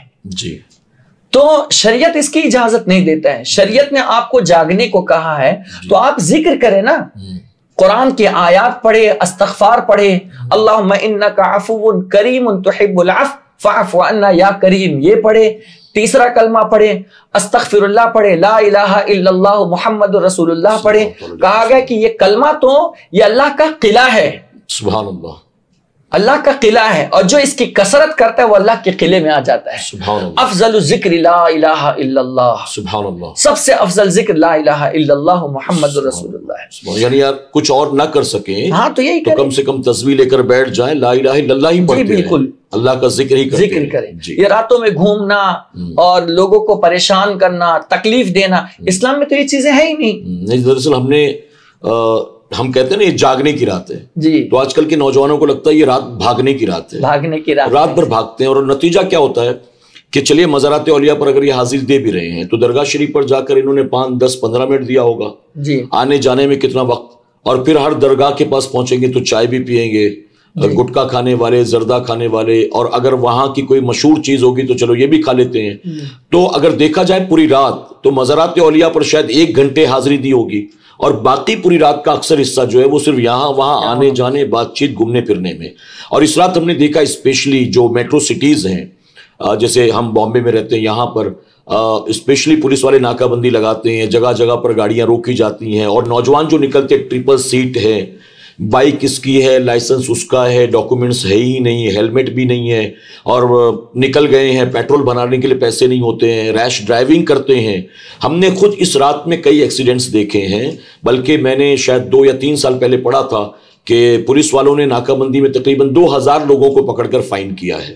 آپ سوچیں. تو ماں باپ کو بھی اس بات کا خیال رکھنا چاہیے کہ اس رات میرا بیٹا محلے کی مسجد میں جا کر بیٹھے, عبادت کرے, نہ ہو سکے تو کم سے کم گھر میں رہے, اگر عبادت کرے تو الحمدللہ, نہ ہو سکے تو سو جائے. آوارہ گردی کرنے سے, اس رات کو بدنام کرنے سے, اہل سنت والجماعت کو بدنام کرنے سے تو بہتر ہے کہ کہیں نہ جائے, رات سو جائے, اور اگر جانا ہے تو اپنے محلے کی مسجد میں چلا جائے, قریب میں کوئی درگاہ شریف ہے وہاں چلا جائے, اپنی آبادی میں قبرستان ہے وہاں چلا جائے. تو یہ سب کر لے وہ بہتر ہے اس کے حق میں, یہاں وہاں بھٹکنے کے مقابلے, آوارہ گردی کرنے کے مقابلے. بلکہ جو غیر مسلم حضرات ہیں, کوئی رات دفتر سے آ رہا ہے, کسی کو ایئرپورٹ جانا ہے, کسی کو ایمرجنسی ہاسپٹل جانا ہے, وہ بھی بیچارے ٹریفک میں پھنس جاتے ہیں, اور پھر وہ دیکھتے ہیں مسلمانوں کو پتہ نہیں آج یہ کیوں نکلے ہڑدنگ مچانے کے لیے, انہوں نے پورا ٹریفک بلاک کر رکھا ہوا ہے, پورا شہر سر پر اٹھا رکھا ہوا ہے. تو یہ ساری چیزیں ہماری بدنامی کا سبب بھی بنتی ہیں, تو ہمیں اور آپ کو اس سے بہت احتیاط کرنا چاہیے. حضرت ایک سوال اور بھی ہے, جیسا کہ عام طور پر ہم سنتے ہیں لوگوں سے, بعض بیان کرنے والے یوں بیان کر دیتے ہیں, آپ نے اس کی وضاحت کی ہے لیکن پھر بھی تھوڑا چاہتا ہوں اس پر اور مزید روشنی ڈالیں.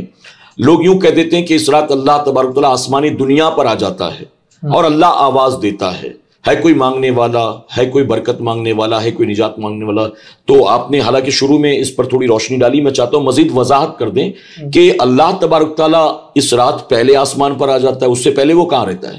جی, یہی تو اصل سوال ہے. اللہ تعالیٰ آنے جانے سے پاک ہے.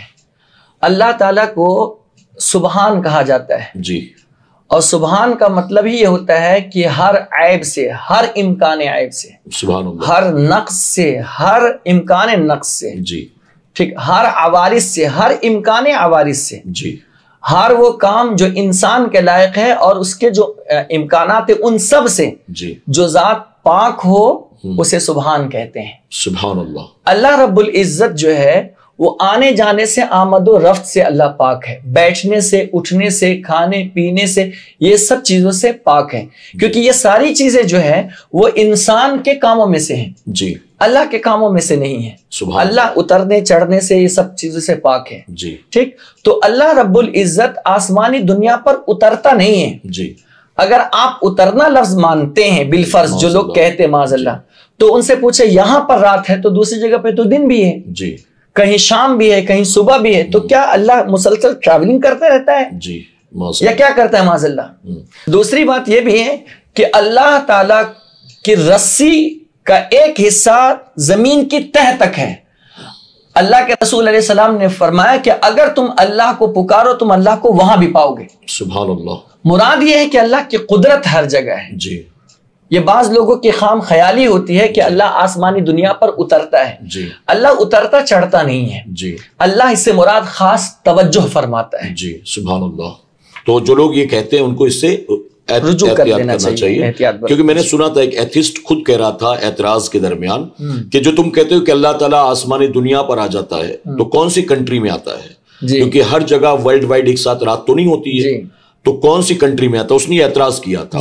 تو اس کے لیے ہمارے جیسوں کے لیے جاننا بہت ضروری ہے کہ اللہ تبارک تعالیٰ آنے جانے سے اترنے چڑھنے سے پاک ہے. بالکل پاک ہے. تو جو یہ لفظ استعمال کرتے ہیں ان کو اس سے پرہیز کرنا چاہیے، اور اگر کر لیا پہلے تو اس کو رجوع کرنا چاہیے، توبہ کرنا چاہیے. حضرت ایک سوال اور بھی ہے، یہ دعائے نصف شعبان جو ہے اس کی کیا حقیقت ہے؟ یہ دعائے نصف شعبان جو ہے یہ بزرگوں کا عمل ہے. جی. اس سے زیادہ اس کی کوئی اور حقیقت نہیں ہے. جی. اگر انسان کوئی اہتمام کرتا ہے تو سبحان اللہ، اور نہیں کرتا ہے تو اس پر کوئی پکڑ بھی نہیں ہے. یعنی اگر کسی نے اس رات کی دعا نہیں پڑھی جی تو کوئی شرعی پکڑ تو نہیں؟ کوئی شرعی پکڑ نہیں ہوگی. اور اس کا قرآن و حدیث میں کہیں اس کو پڑھنے کا حکم بھی کوئی حکم نہیں. یعنی بزرگوں کا طریقہ، بزرگوں کا طریقہ. چونکہ دعا مانگنے کا حکم ہے نا. جی. ہمیں تو حکم ہے کہ کثرت سے دعا مانگو. جی. اور نہ جانے کون سا لمحہ کون سی گھڑی اللہ کی بارگاہ میں دعا قبول ہو جائے. اور اس رات میں تو خاص طور سے اللہ نے کہا ہے مانگو مجھ سے. جی. سبحان اللہ. اسی بنیاد پر ہم اس شب ہم مانگتے ہیں. اچھا. باقی اور الگ سے کوئی سیپریٹ کوئی ایسی چیز نہیں. یعنی ایک اچھا عمل ہے، اچھا کیا جائے تو اور جس کو مسلمان اچھا جانے وہ اچھا ہے. اچھا. اور جس کو مسلمان برا جانے وہ شریعت کے نزدیک بھی برا. یہ تو حدیث پاک سے ثابت ہے. سبحان اللہ. تو اس کو اہل سنت شروع سے ہی اس کو اچھا جانتے ہیں. اس میں کوئی خرابی نہیں ہے، شریعت اور سنت کے کوئی خلاف کام نہیں ہے. جی. اس لیے جس کو مسلمان اچھا جانے وہ شریعت کے اندر جائز ہوتا ہے. سبحان اللہ. حضرت اسی طرح سے جو یہ ہے مشہور ہے کہ اس رات نامہ اعمال تبدیل کیے جاتے ہیں.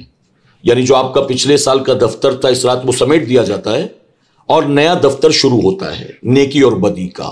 اور اس رات اہم اہم فیصلے لکھے جاتے ہیں کہ پورے سال بھر میں کتنے لوگ پیدا ہونے والے ہیں، کتنے لوگ مرنے والے ہیں، کتنے گناہ گار توبہ کریں گے، کتنے نیکوکار گناہ کے راستے پر چلیں گے، کن کن کو حج کی سعادت حاصل ہوگی. اور یہ ساری چیزیں جو ہیں اس رات اہم اہم فیصلے کیے جاتے ہیں. اور فرشتوں کے حوالے اللہ تبارک تعالیٰ کی طرف سے یہ بندوں کے تعلق سے فرمان جاری کر دیا جاتا ہے کہ اس کے حصے میں اتنی روزی آنا ہے، اس سال اتنی بارش ہونا ہے، اس سال اتنا فصل پیدا ہوگی، اس سال اس کو اتنی برکت ملے گی، فلاں کے یہ کام بنیں گے، فلاں کے یہ کام بگڑیں گے. تو ان ساری چیزوں کی بھی اصل کیا ہے؟ ان ساروں کی بھی اصل جو ہے نا وہ حدیث پاک سے ہے. امام خطیب نے رحمت اللہ تعالیٰ نے اس کی تخریج کی حضرت عائشہ کے واسطے سے. وہ کہتے ہیں سمعت النبی صلی اللہ علیہ وسلم یقول یفتح اللہ الخیر فی 4 لیال لیلۃ الاضحیٰ والفطر ولیلۃ النصف من شعبان ينسخ فيه الآجال والارزاق ويكتب فيه الحاج وفي ليلة عرفہ الى الاذان. حضرت عائشہ صدیقہ رضی اللہ تعالیٰ عنہ سے مروی ہے، وہ کہتی ہے کہ میں نے رسول اللہ صلی اللہ علیہ وسلم کو فرماتے ہوئے سنا ہے اللہ تعالیٰ 4 راتوں میں خیر و برکت کے دروازے کھول دیتا ہے. 4 راتوں میں. اس میں ایک رات ہے عید الاضحیٰ، ایک رات ہے عید الفطر، اور ایک رات ہے 15ویں شعبان کی شب. جی. یعنی شب برات. شب برات جس کو کہتے ہیں. اچھا اسی کے اندر جو ہے آپ فرماتے ہیں جس میں موت کے پروانے اور رزق طے کیے جاتے ہیں. سبحان اللہ. اسی شب کے اندر رزق بھی بانٹا جاتا ہے اور حاجیوں کو لکھا جاتا ہے عرفہ کی رات آذان فجر تک کے کہ کون حج کرنے والا ہے. یعنی یہ حدیث جس کو امام جلال الدین سیوطی نے الدر المنصور کے اندر بھی بیان فرمایا ہے. جی. وہ لکھتے ہیں کہ اس کے اندر اسی شب کے اندر روزی بھی تقسیم ہوتی ہے، کون حج کرنے والا ہے، اور دوسری حدیث میں امام جلال الدین سیوطی رحمۃ اللہ تعالی علیہ نے یہ بھی لکھا ہے کہ آپ فرماتے ہیں کہ اسی شب کے اندر اللہ تبارک و تعالی کس کی روح نکالے گا اور کس کی ولادت ہوگی، کس کے نام اعمال کیسے ہوں گے، یہ سب کچھ اسی شب میں لکھ دیا جاتا ہے. یعنی اسی رات دفتر بدلے جاتے ہیں. دفتر بدلے جاتے ہیں، دفتر وہی ہوتا ہے اور یہ اہم ساری چیزیں نئی نئی لکھی جاتی ہیں. اس کے اندر ہوتا یہ ہے کہ حضور صلی اللہ علیہ وسلم کی حدیث یہ ہے کہ جب میرا نام اعمال جی سبحان اللہ رب العزت کی بارگاہ میں پیش کیا جائے تو میں روزے کی حالت میں رہوں، سبحان اللہ. اور جب میرا دفتر بند ہو تو بھی میں روزے کی حالت میں رہوں. سبحان اللہ. تو اس کا مطلب یہ ہوتا ہے کہ ایک دفتر کا کلوز ہوتا ہے اور دوسرے دفتر کی شروعات ہوتی ہے. اچھا، یعنی 14 کو مغرب کے وقت مان لیجئے دفتر بند ہو جاتا ہے جی، اور اس کے بعد میں مغرب کے بعد جب 15 کی شب آتی ہے، 15 تاریخ لگتی ہے تو نیا دفتر آپ کا شروع ہوتا ہے اور اس میں پھر نئے سرے سے ساری چیزیں لکھی جاتی ہیں. سبحان اللہ. اور حضور نے خود فرمایا کہ میں اس حال میں روزے کی حالت میں رہوں. سبحان اللہ. اتنی بہتر ہے کہ 14 کو بھی روزہ رکھا جائے اور 15 کو بھی دو روزہ رکھے. اور طاق نفل روزے کے سلسلے میں طاق کے بجائے وہ جفت رکھے، یعنی ڈبل رکھے تو وہ زیادہ مناسب ہے. کیونکہ حضور صلی اللہ علیہ وسلم کی اس حدیث سے ہم کو بات سمجھ میں آتی ہے، جب عاشورہ کا روزہ رکھنا تھا تو پہلے حضرت موسیٰ کے ماننے والے جتنے یہودی حضرات تھے وہ ایک ہی روزہ رکھتے تھے. تو حضور صلی اللہ علیہ وسلم نے پوچھا کہ یہ کیوں روزہ رکھتے ہیں؟ تو کہا کہ اس دن اللہ تعالیٰ نے حضرت موسیٰ کو فرعون سے نجات دی تھی اور آپ پار ہوئے تھے، تو اسی بنیاد پر وہ روزہ رکھتے تھے اسی خوشی میں. تو آپ نے فرمایا تھا کہ ان کا حق ان سے زیادہ حقدار تو میں ہوں کہ آئندہ سال اگر میں زندہ رہا تو انشاءاللہ ایک نہیں بلکہ میں 2 روزے رکھوں گا. تو حضور کی تمنا ہے نفل میں 2 روزے رکھنا. تو اس لیے ہم کو 2 روزہ رکھنا چاہیے. لیکن پھر بھی اگر کسی کے ایک ہی روزے رکھے گئے تو کوئی حرام نہیں ہوگا. اچھا، نفل ہے آپ ایک رکھ لیں، 2 رکھ لیں، لیکن سنت یہ کہ 2 کا اہتمام کرے، ایک بھی رکھے تو کوئی گناہ نہیں ہوگا. اچھا، پکڑ نہیں ہوگی. جی سبحان اللہ. اسی طرح حضرت اس رات جو ہے، حالانکہ درمیان گفتگو آپ نے اس بات کی وضاحت کر دی اور آپ نے وہ حدیث مبارکہ بھی بیان کی، لیکن پھر بھی چاہتا ہوں کہ مزید تھوڑا سا اس پر آپ روشنی ڈالیں. اس رات جو ہے قبرستان جانا کیسا؟ جیسے ہمارے یہاں پر بہت اہتمام کیا جاتا ہے، قبرستان کی صاف صفائی کی جاتی ہے، قبروں کو درست کیا جاتا ہے، چونا لگایا جاتا ہے. اس دن اسپیشلی پھول کی، گلاب کی، عطر کی دکانیں لگتی ہیں اور جو سال بھر بھی نہیں جاتے وہ لوگ بھی اس رات جاتے ہیں. تو اس رات قبرستان جانا جو ہے وہ کیسا ہے، کہاں سے ثابت ہے؟ اس رات میں قبرستان جانا تو یہ تو حضور صلی اللہ علیہ وسلم سے ثابت ہے. حضور صلی اللہ علیہ وسلم خود اس رات میں، جیسا کہ حضرت عائشہ والی روایت یہ بالکل واضح ہے. اچھا، تو قبرستان جانا جو ہے یہ حضور کی سنت ہے. آپ جنت البقیع میں تشریف، جنت البقیع شریف میں تشریف، لیکن یہ فرض و واجب کے درجے میں نہیں ہے جی، یہ مستحب کے درجے میں ہے. اچھا، آپ نہیں بھی گئے تو آپ کی کوئی پکڑ نہیں ہوگی. اس کو ہم نے فرض و واجب کا درجہ دے دیا. اور رہ گیا چونا لگانا، یہ ساری چیز، تو چونکہ عوام کے اندر ایک بات مشہور ہو گئی ہے کہ آج جانا ہی چاہیے، لوگوں کی بھیڑ ہوتی ہے تو وہ بھیڑ وغیرہ کی وجہ سے ان کی صاف صفائی وغیرہ کا خیال کر لیتے ہیں، ورنہ یہ چیزوں کی وجہ سے وہ فرض و واجب نہیں مانتے ہیں. لیکن اگر دیکھا جائے تو چلیے فرض و واجب کے درجے میں نہیں ہے جی، لیکن یہ جو اہل سنت والجماعت کی رسم ہی سمجھ لیں تو کم سے کم اس بہانے کبھی نہ جانے والا بھی اس رات چلا جاتا ہے. تو اس میں فائدہ یہ ہے، ہاں، نقصان نہیں ہے. ٹھیک ہے، اس میں کوئی نقصان نہیں ہے، بالکل جانا چاہیے. اور دوسری بات تو کہ آپ اعلیٰ حضرت کی کتاب پڑھیں، فتاوی رضویہ شریف، اور احادیث بھی پڑھیں تو روحیں تو ویسے بھی جو ہے نا اپنے اہل خانہ سے وہ ایصال ثواب کے لیے متمنی رہتی ہے. جی، حضرت عبداللہ ابن عباس کی ایک روایت جو خزانۃ الروایات کے اندر موجود ہے وہ میں آپ کو پڑھ کے سنانا چاہتا ہوں. عن ابن عباس رضی اللہ عنہما اذا کان یوم عید او یوم جمعۃ او عاشورہ او لیلۃ النصف من شعبان تأتی الارواح الاموات ويقومون على ابواب بيوتهم فيقولون هل من احد يذكرون هل من احد يذكر غربتنا. حضرت عبداللہ ابن عباس کہتے ہیں کہ جب عید یا جمعہ یا عاشورے کا دن یا شب برات ہوتی ہے تو اموات کی روحیں آ کر اپنے گھروں کے دروازوں پر کھڑی ہوتی ہے اور کہتی ہے کوئی ہمیں یاد کرے، ہے کوئی ہم پر ترس کھائے، ہے کوئی جو ہماری غربت کو یاد دلائے. حضرت یہ آپ نے جو حدیث مبارکہ بیان کی ابھی، یہ کون سی کتاب کے اندر موجود ہے؟ یہ کنز العباد کے اندر بھی ہے جی اور خزانۃ الروایات کے اندر بھی ہے، اچھا اور کتاب الروضہ کے اندر بھی موجود ہے۔ اچھا اور ان تمام حوالات کو امام عشق و محبت اعلیٰ حضرت نے فتاوی رضویہ شریف کے جلد 4 صفحہ نمبر 233 پر اس کو آپ نے لکھ دیا ہے۔ اچھا اسی طرح کشف الغطاء کے اندر بھی یہ چیزیں موجود ہیں۔ اچھا جی، تو یہ اس سے بات سمجھ میں آتی ہے کہ جب عید ہو یا جمعہ ہو یا عاشورہ ہو یا شب برات ہو، اموات کی روحیں جو ہے نا ان کے گھر پر، ان کے دروازوں پر آتی ہے۔ اچھا جی، اسی وجہ سے اس کو جو ہے نا اس رات کو اور اس شب کو جو ہے وہ آپ یہ سمجھ لیں کہ مردوں کی عید کہا جاتا ہے۔ اچھا، یعنی مردوں کے لیے عید سے مراد خوشی کا دن ہے۔ خوشی کا دن، کیونکہ ان کے لیے ایسال اسی بنیاد پر، ہاں اسی بنیاد پر ایک وجہ یہ ہو سکتی ہے کہ لوگ قبرستان جاتے ہیں، اور اچھا۔ قبرستان جانے کے بارے میں تو حضور صلی اللہ علیہ وسلم کا حکم بھی ہے نا، جی مطلقاً ہے۔ جی کنت نہیتکم عن زیارت القبور فزوروها، پہلے میں نے تم کو قبروں کی زیارت سے روک رکھا تھا، اب تم جاؤ اچھا قبروں کی تم زیارت کرو۔ اس سے کیا ہوگا؟ فإنها تزہد فی الدنیا وتذکر فی الآخرہ۔ سبحان اللہ۔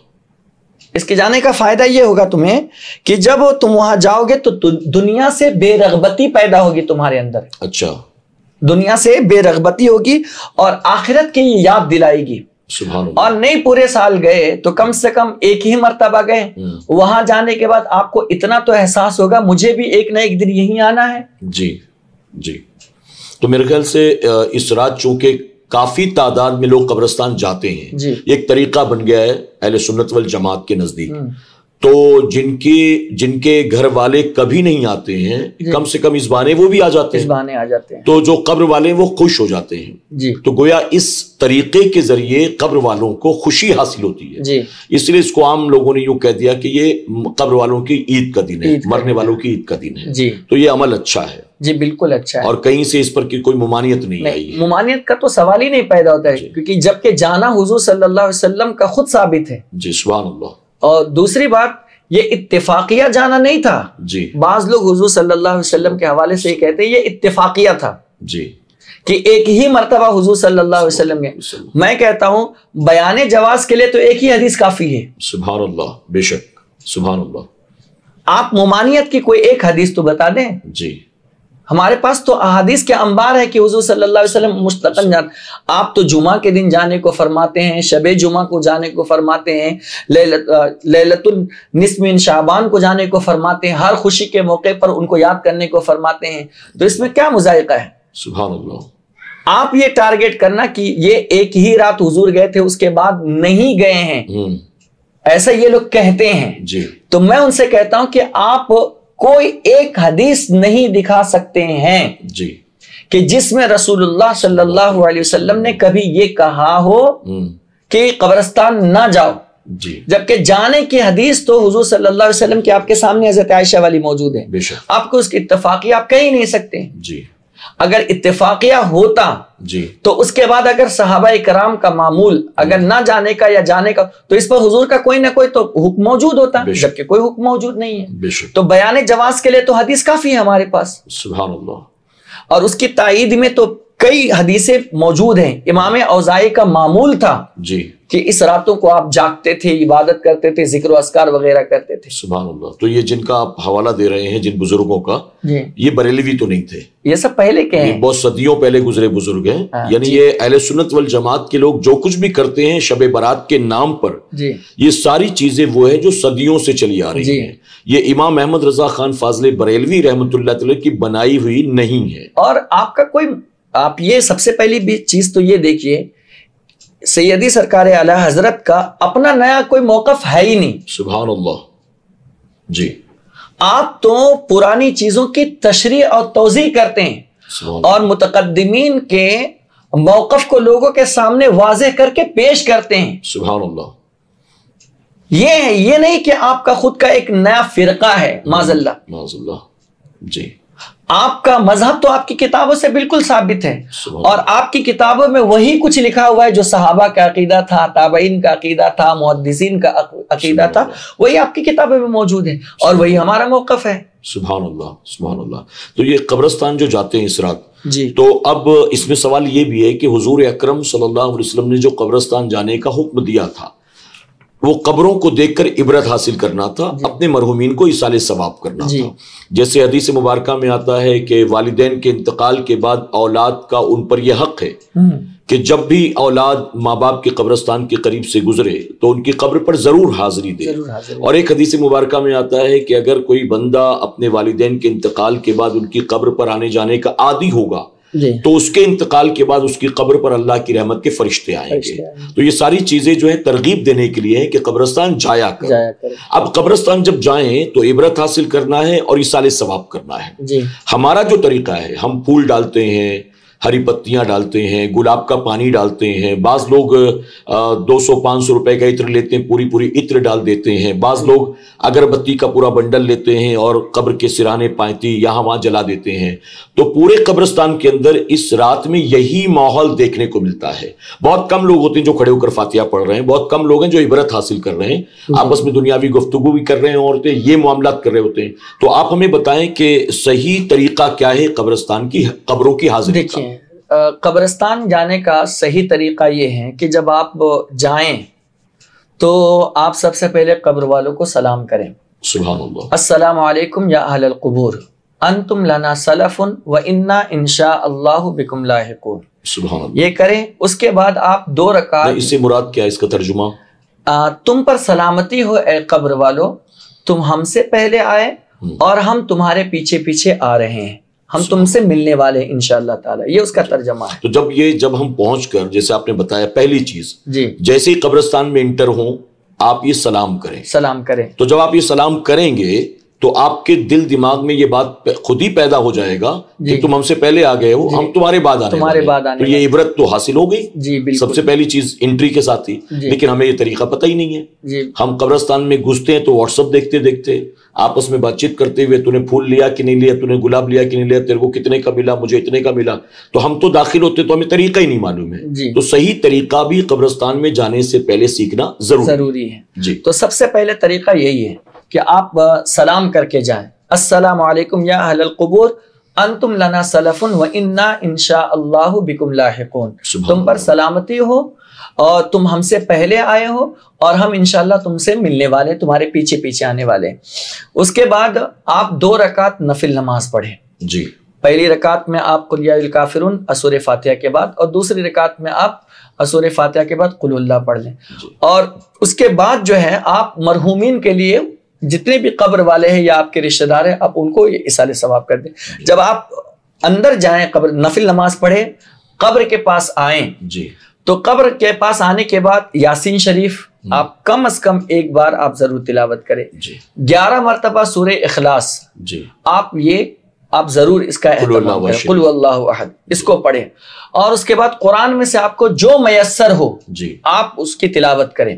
اور اس کی تلاوت کرنے کے بعد جو ہے اس کا ثواب آپ مرحومین کو نظر کر دیں۔ یہ اصل طریقہ ہے جانے کا۔ آپ نے جو ایک بات کہی، یہ بات آپ کو سمجھ میں آ گئی؟ یہی طریقہ ہے، سر ڈھانک لینا چاہیے، بادب وہاں آواز نہیں ہونی چاہیے، اور کسی کے قبر پر پیر نہیں رکھنا چاہیے۔ یہ سب بہت زیادہ دیکھے جاتا ہے، چپل پہن کے جانا اور قبروں کو جو ہے نا نانگ کر کے جانا، شور و گل کرنا، یہ سب گناہ ہے وہاں پر۔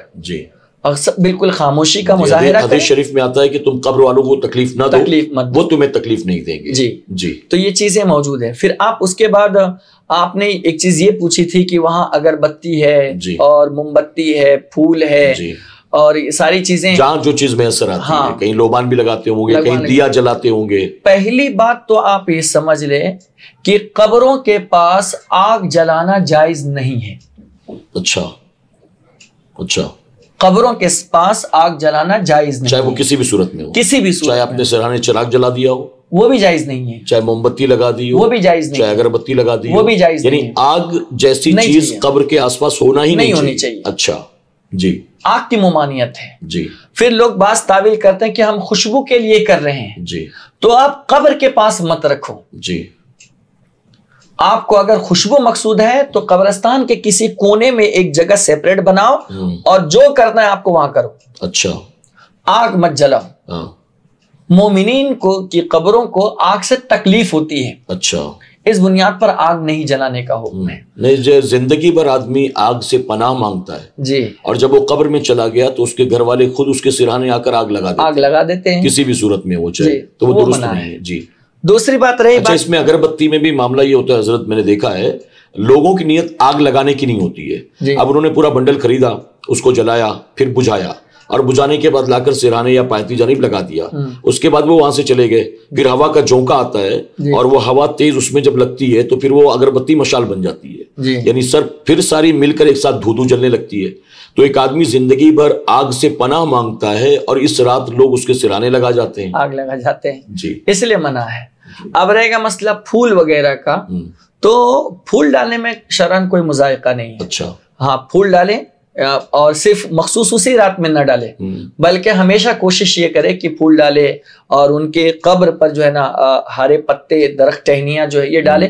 یہ حضور صلی اللہ علیہ وسلم کی صحیح مسلم کی اس حدیث سے ثابت ہے، جب اللہ کے رسول صلی اللہ علیہ وسلم دو قبروں کے پاس سے گزر رہے تھے تو کیا دیکھا کہ دونوں قبروں پر عذاب ہو رہا ہے، ایک کے چگلی کرنے کی وجہ سے اور ایک پیشاب کے چھینٹوں سے نہیں بچتا تھا. تو حضور علیہ الصلوۃ والسلام نے دو ہری ٹہنیاں لی اور دونوں جگہ پر ان کی قبر پر ڈال دی، اور حضور علیہ السلام نے فرمایا کہ جب تک یہ ہری بھری رہیں گی اللہ تعالیٰ ان کے عذاب میں تخفیف فرما دے گا.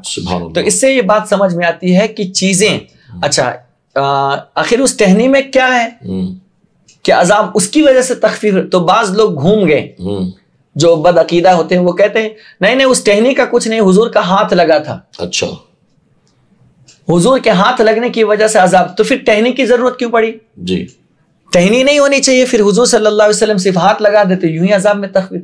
حضور صلی اللہ علیہ وسلم کے ہاتھ کی برکت اپنی جگہ پر مسلم ہے، بے شک، لیکن امت کو ایک درس یہ دینا تھا. جی، قرآن کہتا ہے یسبح للہ ما فی السماوات والارض، زمین و آسمان کی ہر چیز اللہ کی تسبیح بیان کرتی ہے. سبحان اللہ. اور انہی تسبیحات پڑھنے والوں میں سے ایک شے جو ہے وہ درخت کی ٹہنیاں ہیں. سبحان اللہ. جب تک یہ تر رہتی ہے اللہ کی تسبیح پڑھتی ہے. سبحان اللہ. اور اسی وجہ سے ان درختوں کو یعنی ان ٹہنیوں کو قبر پر لگایا جاتا ہے، جب تک یہ اللہ کا ذکر کرتے رہیں گے عذاب کی تخفیف ہوتی رہے گی. سبحان اللہ. اور انہی میں سے ایک چیز جو ہے اسی کی ایک شاخ ہے پھول. اچھا اچھا، یہ کوئی الگ سے دوسری شے نہیں ہے. جی. اور یہ تسبیحات پڑھتی جب تک یہ تر و تازہ رہتے ہیں تسبیح پڑھتے. قرآن کہتا ہے یسبح للہ ما فی السماوات والارض، دوسری جگہ سبح للہ ما فی السماوات وما فی الارض یا والارض. اس طرح درجنوں آیات ہیں. تو یہ سب اللہ کی تسبیحات پڑھتے ہیں. سبحان اللہ. اللہ کا ذکر کرنے کی وجہ سے علماء اہل سنت نے ان کو کہا ہے کہ آپ رکھیں گے تو جب تک یہ ہرے بھرے رہیں گے عذاب میں تخفیف ہوتی رہے گی. سبحان اللہ. یعنی صحیح مسلم شریف کی اس حدیث مبارکہ سے ہمارے علماء نے یہ بات نکالی ہے کہ آپ قبروں پر جائیں تو ہری پتیاں ہوں، ٹہنی ہو یا ہرے پھول ہوں، آپ اس پر ڈالیں. اب وہ پھول الگ الگ ہو یا چادر کی شکل میں ہو، کسی بھی صورت میں آپ اس کو ڈال سکتے ہیں، اس سے قبر والے کو فائدہ پہنچتا ہے. اب حضرت ایک سوال یہاں پر یہ بھی ہے کہ بعض لوگ یہ کہتے ہیں کہ چلیے ٹھیک ہے، آپ نے اگر قبر پر پھول پتے ڈال دیے، وہ جب تک اللہ کا ذکر کرتے رہیں گے تب تک قبر کے عذاب میں تخفیف ہو جائے گی، تو یہ عام مرحومین کے لیے ہے. آپ بزرگان دین کی قبر پر آخر یہ چادر پھول کیوں ڈالتے ہیں؟ کیا آپ کا یہ ماننا ہے کہ معاذ اللہ وہاں بھی عذاب ہو رہا ہے؟ تو ایسے لوگوں کو کیا جواب دیا جائے؟ میں ان سے پوچھتا ہوں کہ جب آپ کے چھوٹے بچے کا انتقال ہوتا ہے تو جنازے کی نماز کیوں پڑھتے ہیں آپ؟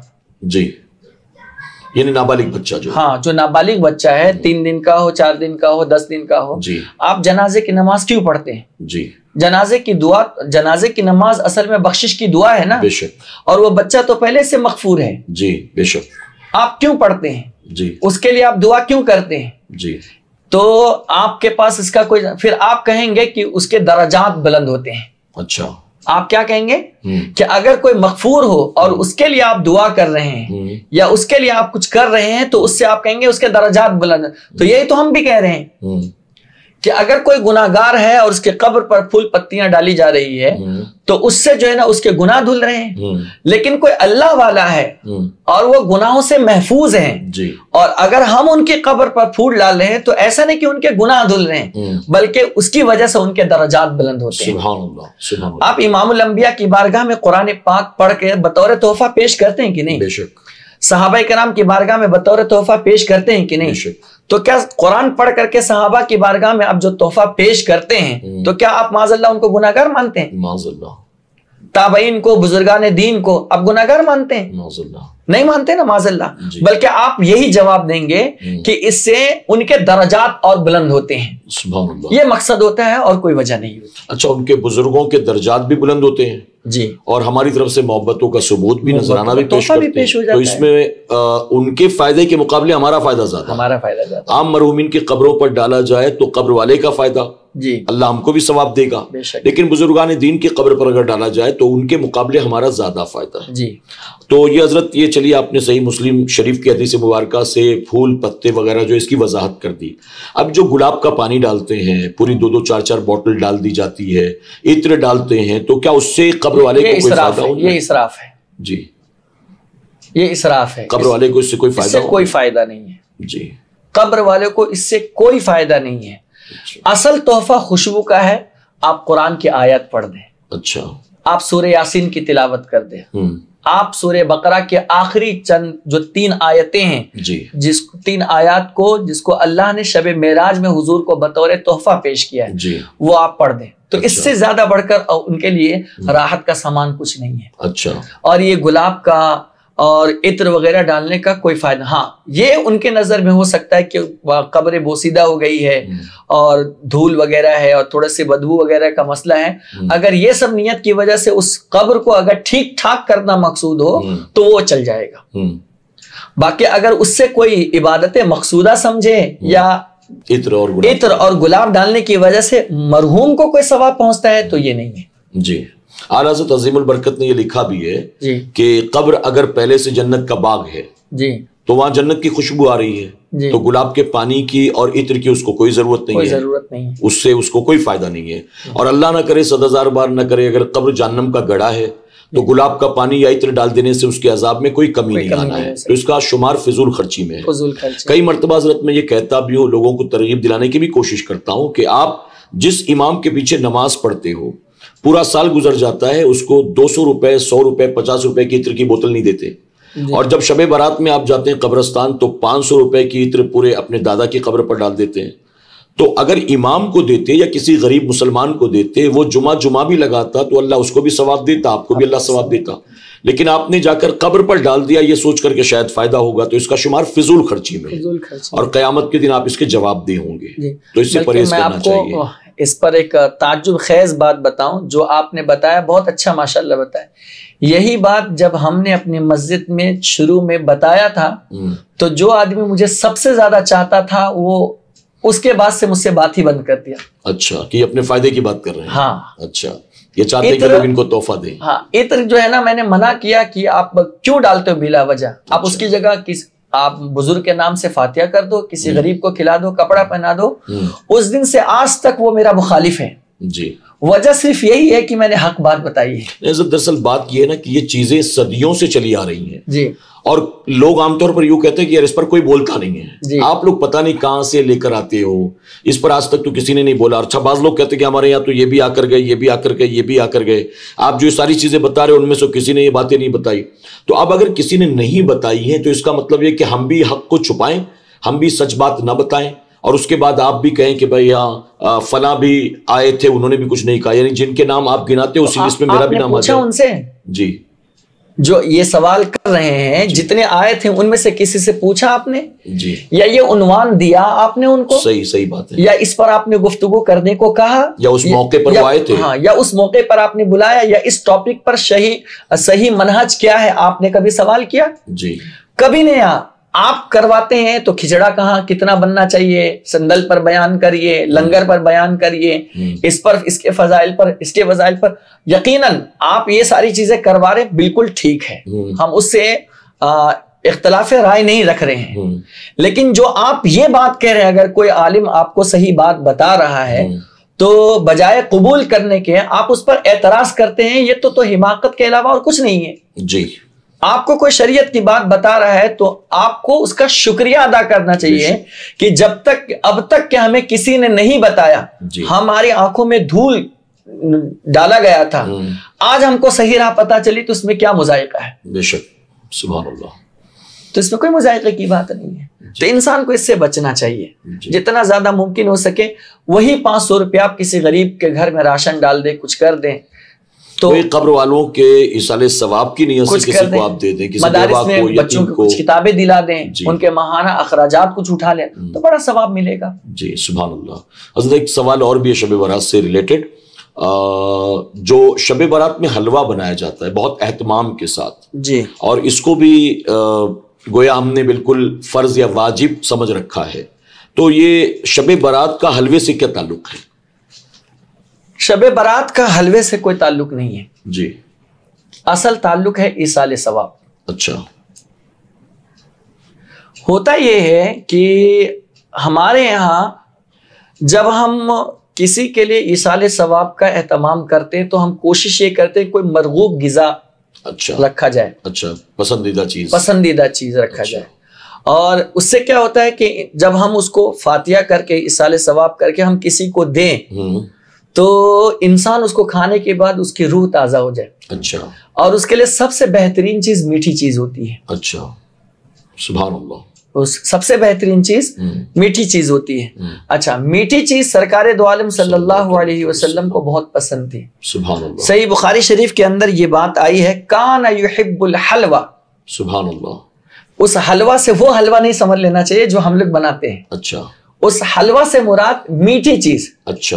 حضور صلی اللہ علیہ وسلم میٹھی چیز کو پسند فرماتے تھے. سبحان اللہ. تو ایک نسبت یہ بھی ہے کہ حضور علیہ السلام کو میٹھی چیز پسند تھی. اچھا. تو ہم اپنے مرحوموں کے نام سے جو ایصال ثواب ہم جو کچھ بھی کر رہے ہیں، کھانے کی شکل میں، پینے کی شکل میں، کپڑوں کی شکل میں یا کسی بھی چیز کی شکل میں، تو ان تمام چیزوں میں سب سے مرغوب چیز میٹھی چیز ہوتی ہے. مرغوب آپ یہی وجہ دیکھتے ہیں کہ ہر مسلمان کے ہر گلی میں آپ کو مٹھائی کی دکان ضرور ملے گی. اچھا. اس کی وجہ سے انسان کا دماغ فریش ہو جاتا ہے وغیرہ وغیرہ. تو میٹھی چیز انسان کو بہت پسند ہے. اچھا. حضور کو پسند ہے. اسی مناسبت سے پہلے جو ہے نا مالیدہ وغیرہ کا استعمال، خود حضور علیہ السلام کے دور میں مالیدہ چلتا تھا. اچھا سبحان اللہ. ایک صحابی رسول کی زوجہ جو تھی وہ اپنے بیٹے کو مالیدہ دیتی ہے اور اس میں کیا تھا، وہی روٹیاں تھی، دودھ اور شکر ملایا ہوا تھا، میٹھی چیز ہو گئی. حضور کی بارگاہ میں پیش کیا. حضور علیہ السلام نے قرآن میں سے جتنا چاہا پڑھا، دعا فرمائی، اپنا لعاب دہن ڈالا اور جتنے صحابہ بیٹھے تھے سب کو کھلا دیا اور بخیر میں جتنا تھا اتنا کا اتنا ہی رہ گیا. سبحان اللہ. پھر اس بچے کے حوالے کیا اور وہ اپنے گھر لے کر کے چلا گیا. سبحان اللہ. یہ صحیح بخاری شریف کے اندر موجود ہے. سبحان اللہ. تو یہ چیزیں حضور کی مرغوب غذاؤں میں سے ہیں، میٹھا حضور کے پسندیدہ چیزوں میں سے. اسی کی مناسبت سے لوگ جو ہے نا مٹھائی وغیرہ کا یا میٹھی چیزوں کا یا حلوہ وغیرہ کا استعمال کرتے ہیں، لیکن نہ یہ فرض ہے، نہ واجب ہے، نہ سنت موقدہ ہے. یہ ایک مستحب امر ہے، ایک جائز کام ہے. کیے تو اچھا ہے، نہیں کیے تو کوئی گناہ نہیں. اور ایصال ثواب آپ کسی پر بھی کر سکتے ہو. جو لوگ معترض ہیں کہ حلوہ ہی کیوں، ہم ان سے کہتے ہیں آپ بریانی لے لو، جی آپ صرف پانی ہی لے لو، لیکن کم سے کم اپنے مرحوموں کو فائدہ تو پہنچاؤ. جی. کیونکہ آپ کے گھر والوں کی روح آپ کے گھر پر آتی ہے. اچھا. جی. اور کہتے ہیں ہماری غربت کو کوئی یاد کرنے والا ہے، ہماری کوئی مدد کرنے والا ہے. اور جب انسان اس طریقے سے کرتا ہے تو ان کی روحیں خوش ہو جاتی ہیں. سبحان اللہ.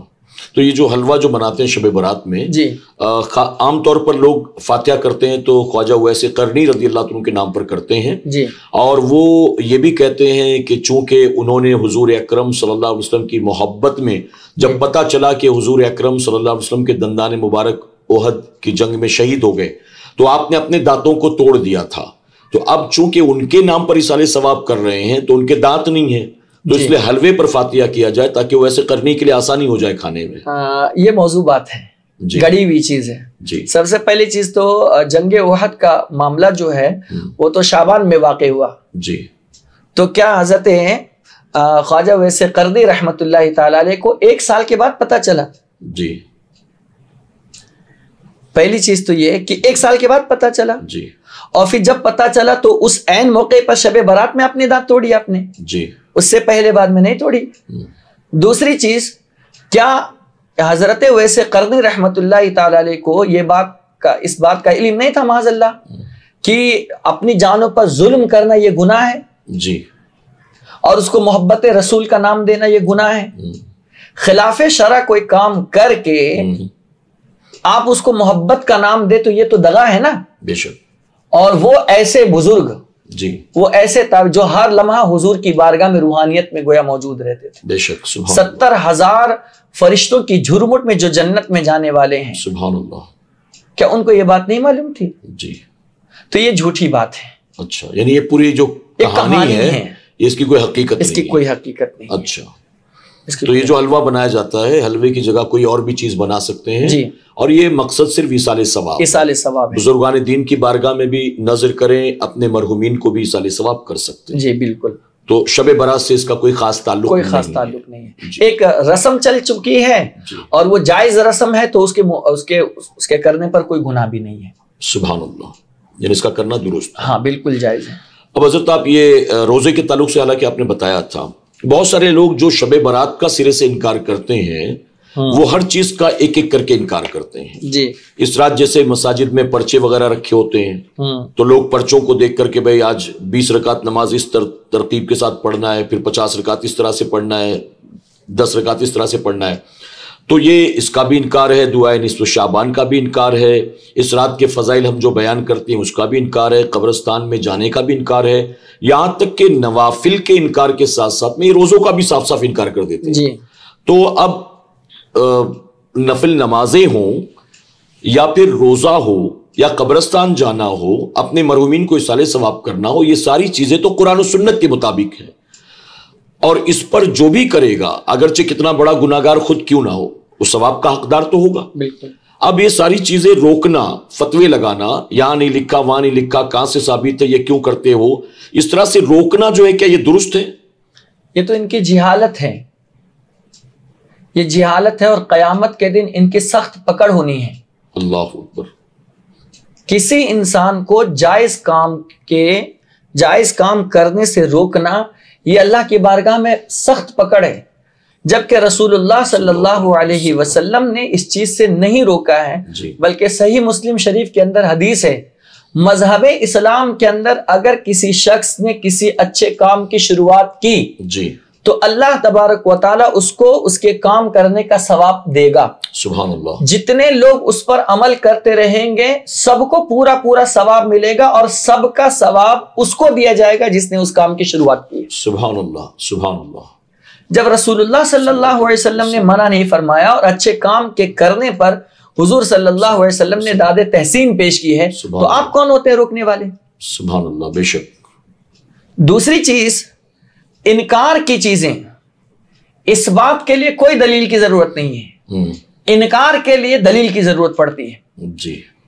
جیسے شراب حرام ہے تو آپ کے لیے آپ کہیں گے نا, جیسے کوئی شراب پی رہا ہے, میں کہوں گا کہ شراب مت پیجیے, آپ کہیں گے کہ کہاں لکھا ہوا ہے, تو مجھے جواب دینا پڑے گا. جی جی. کر وہ رہا تھا, اس کو پینے کے لیے دلیل کی ضرورت نہیں ہے, لیکن ہم کو روکنے کے لیے دلیل کی ضرورت ہے. یعنی کسی بھی کام کو کرنے کے لیے دلیل کی ضرورت نہیں, دلیل کی ضرورت, یہ شریعت کا اصول ہے جی. اور اگر اس کام سے روکا جائے, اس پر فتویٰ لگایا جائے, اس کو حرام ناجائز کہا جائے, اس کے لیے دلیل دینا ضروری, دلیل ضروری ہے. اچھا.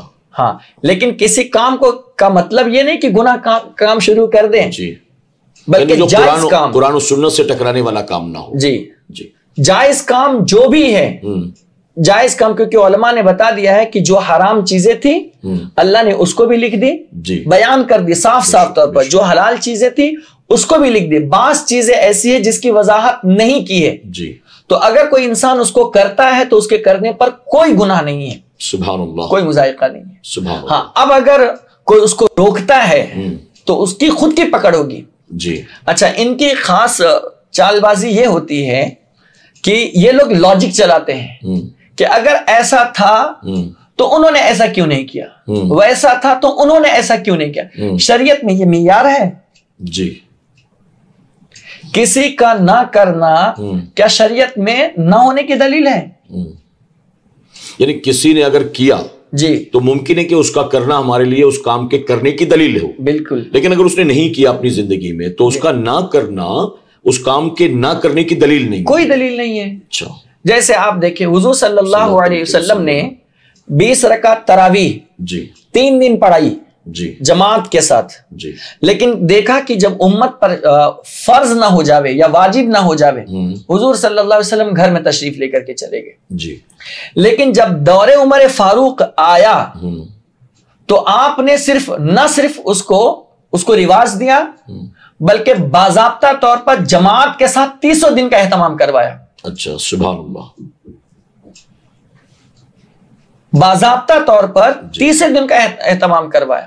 جی سبحان اللہ. تو کیوں کرایا؟ تو اب اس کا مطلب یہ تو نہیں ہے نا کہ اگر کوئی کام رسول اللہ صلی اللہ علیہ وسلم نے چھوڑ دیا ہے تو حضرت عمر فاروق رضی اللہ تعالیٰ عنہ کو یہ بات نہیں معلوم تھی؟ بے شک. لیکن پھر بھی انہوں نے شروع کیا اور کہا نعمت البدعۃ ھذہ، سبحان اللہ، یہ اچھی بدعت ہے، سبحان اللہ، یہ اچھی ایجاد ہے. سبحان اللہ. تو اس پر دلیل تو ہے نا. سبحان اللہ. یعنی قبرستان جانا، جی، نوافل کی کثرت کرنا، جی، اور مرحومین کو ایصال ثواب کرنا، فاتحہ کرنا اور اس دن روزہ رکھنا، یہ ساری چیزیں قرآن و سنت کے مطابق ہے. بالکل ہے. کرنے والے کو ثواب ملے گا. جی. اور جو اعتراض کرتے ہیں اور ثبوت مانگتے ہیں، اگر وہ بن ثبوت کے نہیں کرتے یہ سب کچھ تو نہ کریں، ان کا اپنا مقدر ہے. لیکن جو کرتے ہیں کرنے والوں کو نہ روکیں ورنہ وہ گناہ گار ہوں گے حلال و جائز کام کو روکنے کے. جی جی. تو ایک چیز اور بھی تھی اس کے تعلق سے.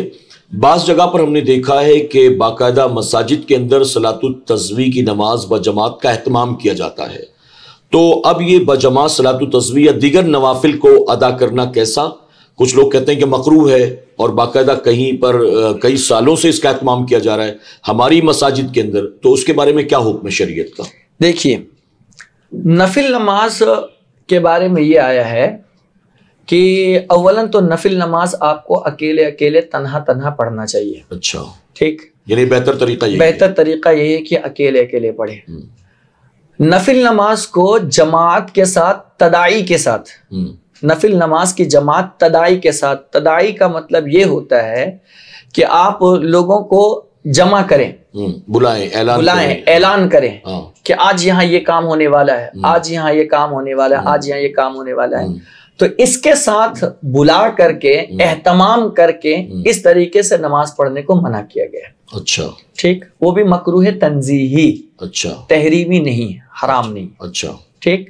لیکن اگر یہ تداعی والا سسٹم نہیں ہے، فقط یوں ہی جمع تھے اور ہم نے سوچا کہ چلو کم سے کم اسی بہانے لوگ نہیں پڑھتے ہیں، نیت اچھی ہے، سب کچھ تو نیت پر ہے. نیت المؤمن خیر من عملہ، مومن کی نیت اس کے عمل سے بہتر ہے. ٹھیک. تو اگر یہ صورت ہے کہ لوگ کم از کم ایسے نہیں پڑھ پا رہے ہیں تو کم سے کم جماعت میں شامل ہو جائیں گے اور ایک ساتھ مل کر، تو ان کے گناہ معاف ہو جائیں گے. جی. لوگوں کی خیر خواہی مقصود ہے. تو اگر اس نیت سے اگر کوئی پڑھتا ہے اور یہ اعلان وغیرہ کا سسٹم نہیں ہے تو بلا شبہ اس کو جائز لکھا ہے فتاوی رضویہ شریف میں اعلیٰ حضرت نے بیان فرمایا. سبحان اللہ، سبحان اللہ. تو یہ صورت جائز ہے، درست ہے. حضرت ایک سوال اور بھی تھا کہ شب برات میں اللہ تبارک تعالیٰ قبیلہ بنو کلب کی بکریوں کے بالوں کے برابر جہنمیوں کو جہنم سے آزاد فرما دیتا ہے. تو اس رات جن لوگوں کی بخشش ہوتی ہے، ہم نے یہ پڑھا ہے اور حدیث مبارکہ کا مفہوم بھی یہی ہے کہ جہنمیوں کو جہنم سے آزاد فرما دیتا ہے. یعنی آلریڈی ان کے گناہوں کے سبب ان پر جہنم واجب ہو گئی تھی. مطلب اس میں اولیاء، صوفیاء، نیکوں کی، پرہیزگاروں کی بات نہیں ہو رہی ہے بلکہ عام لوگوں کی، گناہ گاروں کی بات ہو رہی ہے. تو اس کی تھوڑا سا وضاحت فرما دیں کہ وہ کون لوگ ہیں جن کی اس رات بخشش ہوتی ہے اور وہ کون لوگ ہیں جو اس رات بھی نہیں بخشے جاتے ہیں. حالانکہ درمیان گفتگو آپ نے تھوڑی سی روشنی ڈالی تھی لیکن ہم چاہتے ہیں کہ مزید اس کی آپ وضاحت فرما دیں. اس سلسلے میں حضور صلی اللہ علیہ وسلم کی مختلف احادیث ہیں. اس میں سے اس رات میں جن لوگوں کو اللہ تعالیٰ معاف نہیں کرتا ہے، جی، ان میں ایک ہے مشرک. اچھا. جو شرک کرتا ہے اللہ تعالیٰ اسے معاف نہیں کرتا ہے. قرآن مقدس میں بھی اس کی وضاحت ہے، ان اللہ لا یغفر ان یشرک بہ ویغفر ما دون ذلک لمن یشاء، کہ اللہ تعالیٰ شرک کرنے والوں کو نہیں بخشتا ہے، اس کے علاوہ جو بھی گناہ اللہ چاہے تو اللہ معاف فرما دے. سبحان اللہ. دوسرے مقام پر فرمایا سورہ لقمان میں 21ویں پارے میں، ان الشرک لظلم عظیم، اللہ اکبر، بے شک شرک بہت بڑا ظلم ہے، بہت بڑا گناہ ہے. تو اللہ تعالیٰ شرک کرنے والوں کو اللہ معاف نہیں کرتا. نمبر 2، جو عقوق الوالدین، ماں باپ کے نافرمان کو بھی اللہ اس شب میں معاف نہیں کرتا ہے. اللہ اکبر. آج کل بچے غیروں سے دوستی تو بناتے ہیں، غیروں سے اپنے تعلقات بہترین رکھتے ہیں، لیکن اپنے ماں باپ کے ساتھ نہیں رکھتے ہیں، جبکہ ان کو یہ معلوم ہونا چاہیے کہ اللہ کی رحمت اتنی عام ہے جس شب میں، جی خود اللہ اعلان فرما رہا ہے جس شب میں، جی خود کہہ رہا ہے مجھ سے کہو، مجھ سے معافی مانگو، مجھ سے روزی طلب کرو، میں سب کروں گا، روزی بھی دوں گا، تمہیں معاف بھی کر دوں گا۔ جی دریائے رحمت گویا کی جوش میں ہے، جی آج رب کی طرف سے انعامات الہیہ کا ظہور ہے، سبحان اللہ، جہاں رحمت باران جاری ساری ہیں، سبحان اللہ، لیکن ان کم نصیب لوگوں میں سے وہ بندہ ہے جو اپنے ماں باپ کو ستاتا ہے، ان کی نافرمانی کرتا ہے، اتنی مقدس رات کے اندر بھی اللہ ان کی بخشش نہیں کرتا ہے، چاہے وہ نمازی ہو، چاہے وہ حاجی ہو، چاہے وہ پرہیزگار ہو، اپنے وقت کا کچھ بھی ہو، جی اللہ اسے معاف نہیں کرے گا۔ یعنی اگر اس سے اس کے دوست احباب راضی ہیں، جی اس سے بیوی بچے بھی خوش ہیں، جی اس نے اپنے پیر کو بھی بڑا خوش رکھا ہے، بڑی خدمت کرتا ہے، جی لیکن ماں باپ اس سے خوش نہیں ہے، جی تو اس رات وہ بھی سائیڈ لائن کر دیا جائے گا، ماں باپ کی ناراضگی کی وجہ سے وہ بھی بخشش سے محروم رہے گا۔ محروم رہے گا۔ جی یہ ہو گئے۔ اسی طرح قطع تعلق کرنے والا، جی یعنی قطع تعلق کا مطلب یہ ہوتا ہے کہ آپ کسی سے بات چیت بند کر دیں، کسی سے رشتہ داری ختم کر دیں، جی اور یہ چیز تو ایک دم کامن ہو گئی ہے، جی آج کے دور میں تو عام ہے یہ، بہت عام ہے، کچھ بھی ہوا بات بند، کچھ بھی ہوا تعلقات ختم، کچھ بھی ہوا رشتہ داری ختم، ہم اس کے پاس نہیں جائیں گے، وہ ہمارے پیر پر آ کر ناک رگڑے گا تبھی ہم معاف کریں گے، وغیرہ وغیرہ اس طریقے سے۔ جی حضور صلی اللہ علیہ وسلم نے اس کے حوالے سے فرمایا ہے کہ کسی بھی مسلمان کے لیے یہ حلال نہیں ہے کہ وہ 3 دن سے زیادہ کسی سے بات بند رکھے۔ اللہ اکبر، ہاں اگر کوئی شرعی وجہ ہے جی تب تو رخصت ہے، وجہ وہاں مقصد یہ ہونا چاہیے ادب دینا، جی للتادیب، جی ادب ہے تاکہ میں اس سے بات بند رکھوں گا تو وہ راہ راست پر آ جائے، تو اس میں رخصت ہے۔ جی لیکن کوئی ذاتی مقصد، ذاتی مفاد یا کوئی آپسی معاملات، اور اس کی وجہ سے اگر کسی نے آپس میں ایک دوسرے سے بات بند رکھا ہے تو شریعت یہ کہتی ہے 3 دن سے زیادہ بات بند رکھنا یہ حلال نہیں ہے۔ اللہ اب جو لوگ سالوں سال بات بند رکھتے ہیں تو اللہ تعالیٰ جہاں سب کو معاف کرتا ہے، جہاں سب کی بخشش کرتا ہے، جہاں سب کو جہنم سے رہائی دیتا ہے، جن پر جہنم واجب ہو چکا ہے ان کو بھی اللہ معاف کرے، لیکن ایسے لوگوں کو اللہ تعالیٰ اس شب میں معاف نہیں کرتا ہے۔ اللہ اکبر۔ اب یہ حضرت یہ تو بات عام ہو چکی، جیسا آپ نے کہا نا کہ سب کے وہاں اس نے جا کے شادی میں کاٹ دیا، مجھے واٹس ایپ پہ دعوت دی، میں تو نہیں جاؤں گا، اور آج کے بعد میں اس کو بھی نہیں بلانے والا ہوں۔ اور ہم نے تو دیکھا بعض جگہوں پر باقاعدہ ماں باپ اپنے بچوں کو آخری وقت میں اس بات کی وصیت کرتے ہیں کہ بیٹا میں نے زندگی بھر تیرے ماموں سے بات نہیں کی، اگر تو میری اولاد ہے تو میرے مرنے کے بعد تو کبھی ماموں سے بات مت کرنا۔ صحیح کہا۔ باپ باقاعدہ کہتا ہے بیٹا میں نے زندگی بھر تیرے اپنے بھائی سے یعنی تیرے چاچا سے بات نہیں کی، میں مر جاؤں گا نا اس کو میرا منہ مت دکھانا۔ تو بعض ماں باپ اپنی اولاد کو یہی راستہ دکھاتے ہیں کہ شب برات بیٹا میری بھی بخشش نہیں ہوئی کیونکہ میں نے قطع تعلق کر رکھا تھا، اب تیری بھی نہیں ہونی چاہیے کیونکہ میرے بعد تو بھی قطع تعلق کر۔ جیسے زمانے جاہلیت میں کسی ایک قبیلے کا اونٹ دوسرے قبیلے کے کھیت میں گھس گیا تو ساتھ ساتھ پشتے وہ اس کا بدلہ لیتے تھے، تو یہ آج کے دور کے ماڈرن جوہلا ہیں جو اپنی اولاد کو یہ ترغیب دیتے کہ بیٹا قطع تعلق کر لے تاکہ تیری بخشش نہ ہو سکے۔ جی تو جو قطع تعلق کرنے والے وہ بھی محروم رہ جاتے ہیں۔ اور اس میں ایک چیز ابھی نکل گئی ہے نا کہ جیسا بیچ میں آپ نے بھی تذکرہ کیا، وہ واٹس ایپ پر معافی، جی اسٹیٹس پہ بھی معافی، اچھا فزیکل طور پر جا کے معافی نہیں مانگتے ہیں۔ جی اچھا یہ میسج بھیجتے بھی ہے اسی کو جن سے اچھی بنتی ہے، جی جس سے تعلقات اچھے، روز ملنا اٹھنا بیٹھنا کھانا پینا رہتا ہے، اسی سے کہتے ہیں کہ بھائی اگر میری طرف سے کوئی غلطی ہوئی ہے نا تو مجھے معاف کر دینا۔ اچھا وہ میسج لکھتے بھی نہیں ہے، جو ان کو کہیں سے آیا تھا اسی کو فارورڈ کرتے ہیں بس، اور جس سے دشمنی رہتی ہے اس کے قریب بھی نہیں جاتے ہیں۔ جی معافی اس کا نام تو ہے نہیں، معافی تو کا مطلب یہ ہے کہ آپ اس کے سامنے جائیں اور دل میں جو چیزیں آپ کے ہیں اس کو ختم کریں، جی اور اس سے ہاتھ ملائے، مصافحہ کریں، معانقہ کریں، اور ساری رنجشیں دور کر کے بھائی چارگی کا مظاہرہ کریں، یہ ہے اصل معافی۔ جی آپ دل سے معاف کر دیں، وہ دل سے معاف کر دے، اور پیار و محبت کا سلسلہ اس کے بعد شروع ہو جائے۔ جی ہمارے یہاں وہ واٹس ایپ والا چلتا ہے، جی یہ درست نہیں ہے۔ جی تو قطع تعلق والے کی بھی بخشش نہیں ہوگی۔ اسی طرح جو عداوت رکھتے ہیں، دشمنی، جی ایک دوسرے سے، اللہ تعالیٰ اس شب میں اسے بھی معاف نہیں کرتا ہے۔ اس کے بعد کپڑا لٹکاتے ہیں، اچھا، ٹخنوں کے نیچے، از راہ تکبر، جی یہاں یہ شرط ہے، ہاں، ٹخنے کے نیچے کپڑا جو لٹکاتے ہیں، اللہ تعالیٰ قیامت تو بہت دور کی بات ہے، اس شب میں بھی اللہ تعالیٰ ان کو معاف نہیں کرتا، کیونکہ تکبر بہت بڑا گناہ ہے۔ اچھا، حضور صلی اللہ علیہ وسلم نے فرمایا من کان فی قلبہ مثقال حبۃ من کبر لا يدخل الجنہ، اللہ اکبر، جس شخص کے دل میں رائی کے دانے کے برابر بھی تکبر، غرور، گھمنڈ ہوگا، لا يدخل الجنہ، وہ جنت میں نہیں جائے گا۔ اللہ اکبر، اور جو مومن ہوگا وہ متکبر نہیں ہوگا، بے شک، اور جو متکبر ہوگا وہ مومن نہیں ہوگا۔ اللہ اکبر، یہ تکبر کا تعلق ایمان سے، جی، اللہ اکبر، حضور صلی اللہ علیہ وسلم نے فرمایا کہ اللہ فرماتا ہے جس نے تکبر کی اس نے مجھ سے اعلان جنگ کیا، اللہ اکبر، اور میری چادر اس نے مجھ سے چھین لی، میری کبریائی کی چادر۔ اللہ اکبر، اور آج آپ دیکھیں جمعہ 2 دن ہوتے ہیں انسان کو مالدار ہوئے یا کوئی پوسٹ پر گئے ہوئے یا کوئی عہدہ ملے ہوئے، تو پھر اس کے پیر زمین پر نہیں چلتے، جی، وہ آسمانوں کے خلاؤں میں گھومتا ہوا رہتا ہے، جبکہ جو چیز خلا میں بھی اڑتی ہے اس کو بھی زمین پہلے درکار ہوتی ہے، اڑنے کے لیے بھی اور اترنے کے لیے بھی۔ بے شک، لوگ اپنی اصل کو بھول رہے ہیں، جی، اپنی شناخت کو بھول رہے ہیں۔ تو اس لیے انسان کو چاہیے کہ تکبر کی نیت سے اپنے پائجامے وغیرہ کو وہ نیچے نہ لٹکائے، ورنہ اس شب میں اللہ تعالیٰ انہیں معاف نہیں کرتا ہے۔ پھر اس کے بعد جن کو اللہ تعالیٰ اس شب میں معاف نہیں کرتا ہے وہ ہے شراب کی مداومت کرنے والا، شراب پینے والا۔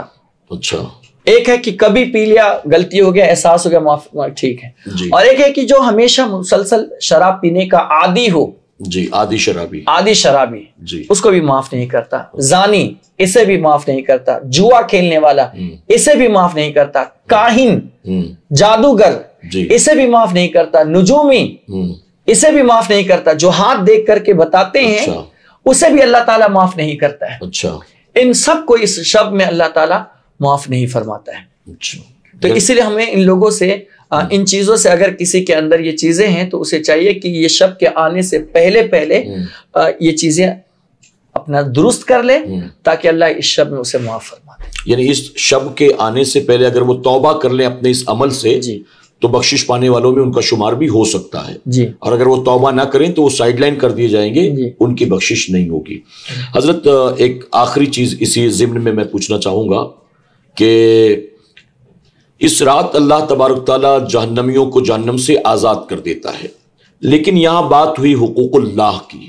اگر بات حقوق العباد کی جائے تو ہمارے یہاں بزرگوں کا طریقہ چلا آیا ہے، اور اعلیٰ حضرت عظیم البرکت نے اس پر لکھا بھی ہے، ہمارے بزرگوں نے بھی اس پر صدیوں سے عمل کیا ہے کہ اس شب کے آنے سے پہلے 14 شعبان کو ہی آپس میں ایک دوسرے سے ملاقات کرتے تھے اور گلا شکوہ دور کرتے تھے، معافی تلافی کرتے تھے۔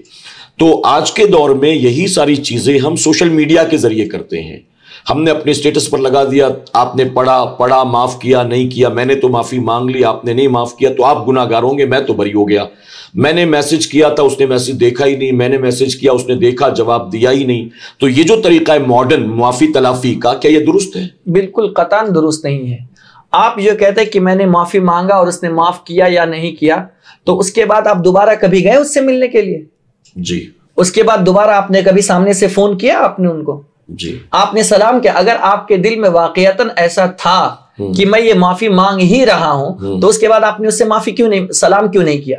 جی، اس کے گھر کیوں نہیں گئے؟ جی، اس سے باتیں کیوں نہیں؟ اس کا مطلب یہ ہے کہ آپ کے دل میں کہیں نہ کہیں کینہ ہے جو اس بات کی وضاحت کر رہا ہے کہ میں اس سے معافی مانگنے مطلب ایک رسم ادا کیا ہوں، ایک فارمیلٹی ہے، ہاں ایک فارمیلٹی، اس کے علاوہ اور کچھ بھی نہیں ہے۔ لوگوں کو بتانے کے لیے میں نے میسج کیا تھا، جی، اس نے جواب ہی نہیں دیا۔ ہاں تو یہ جھوٹ ہے، اور اللہ کی بارگاہ میں اس کی سخت پکڑ ہوگی اس کی، کیونکہ یہ جھوٹ سے کام لے رہا ہے۔ اچھا، تو اسی لیے ان چیزوں سے ہم کو بچنا چاہیے خاص طور سے، یعنی پرسنلی مل کر معافی مانگنا چاہیے۔ نہیں پہنچ سکتے، دور ہے تو فون کر لیں، فون کر لے۔ آج کے دور میں جب آپ ماڈرن زمانے میں رہتے تو کال کر لیجئے، جی، اس میں کیا مذائقہ ہے؟ کم سے کم اس کا دل تو ہلکا ہو جائے گا۔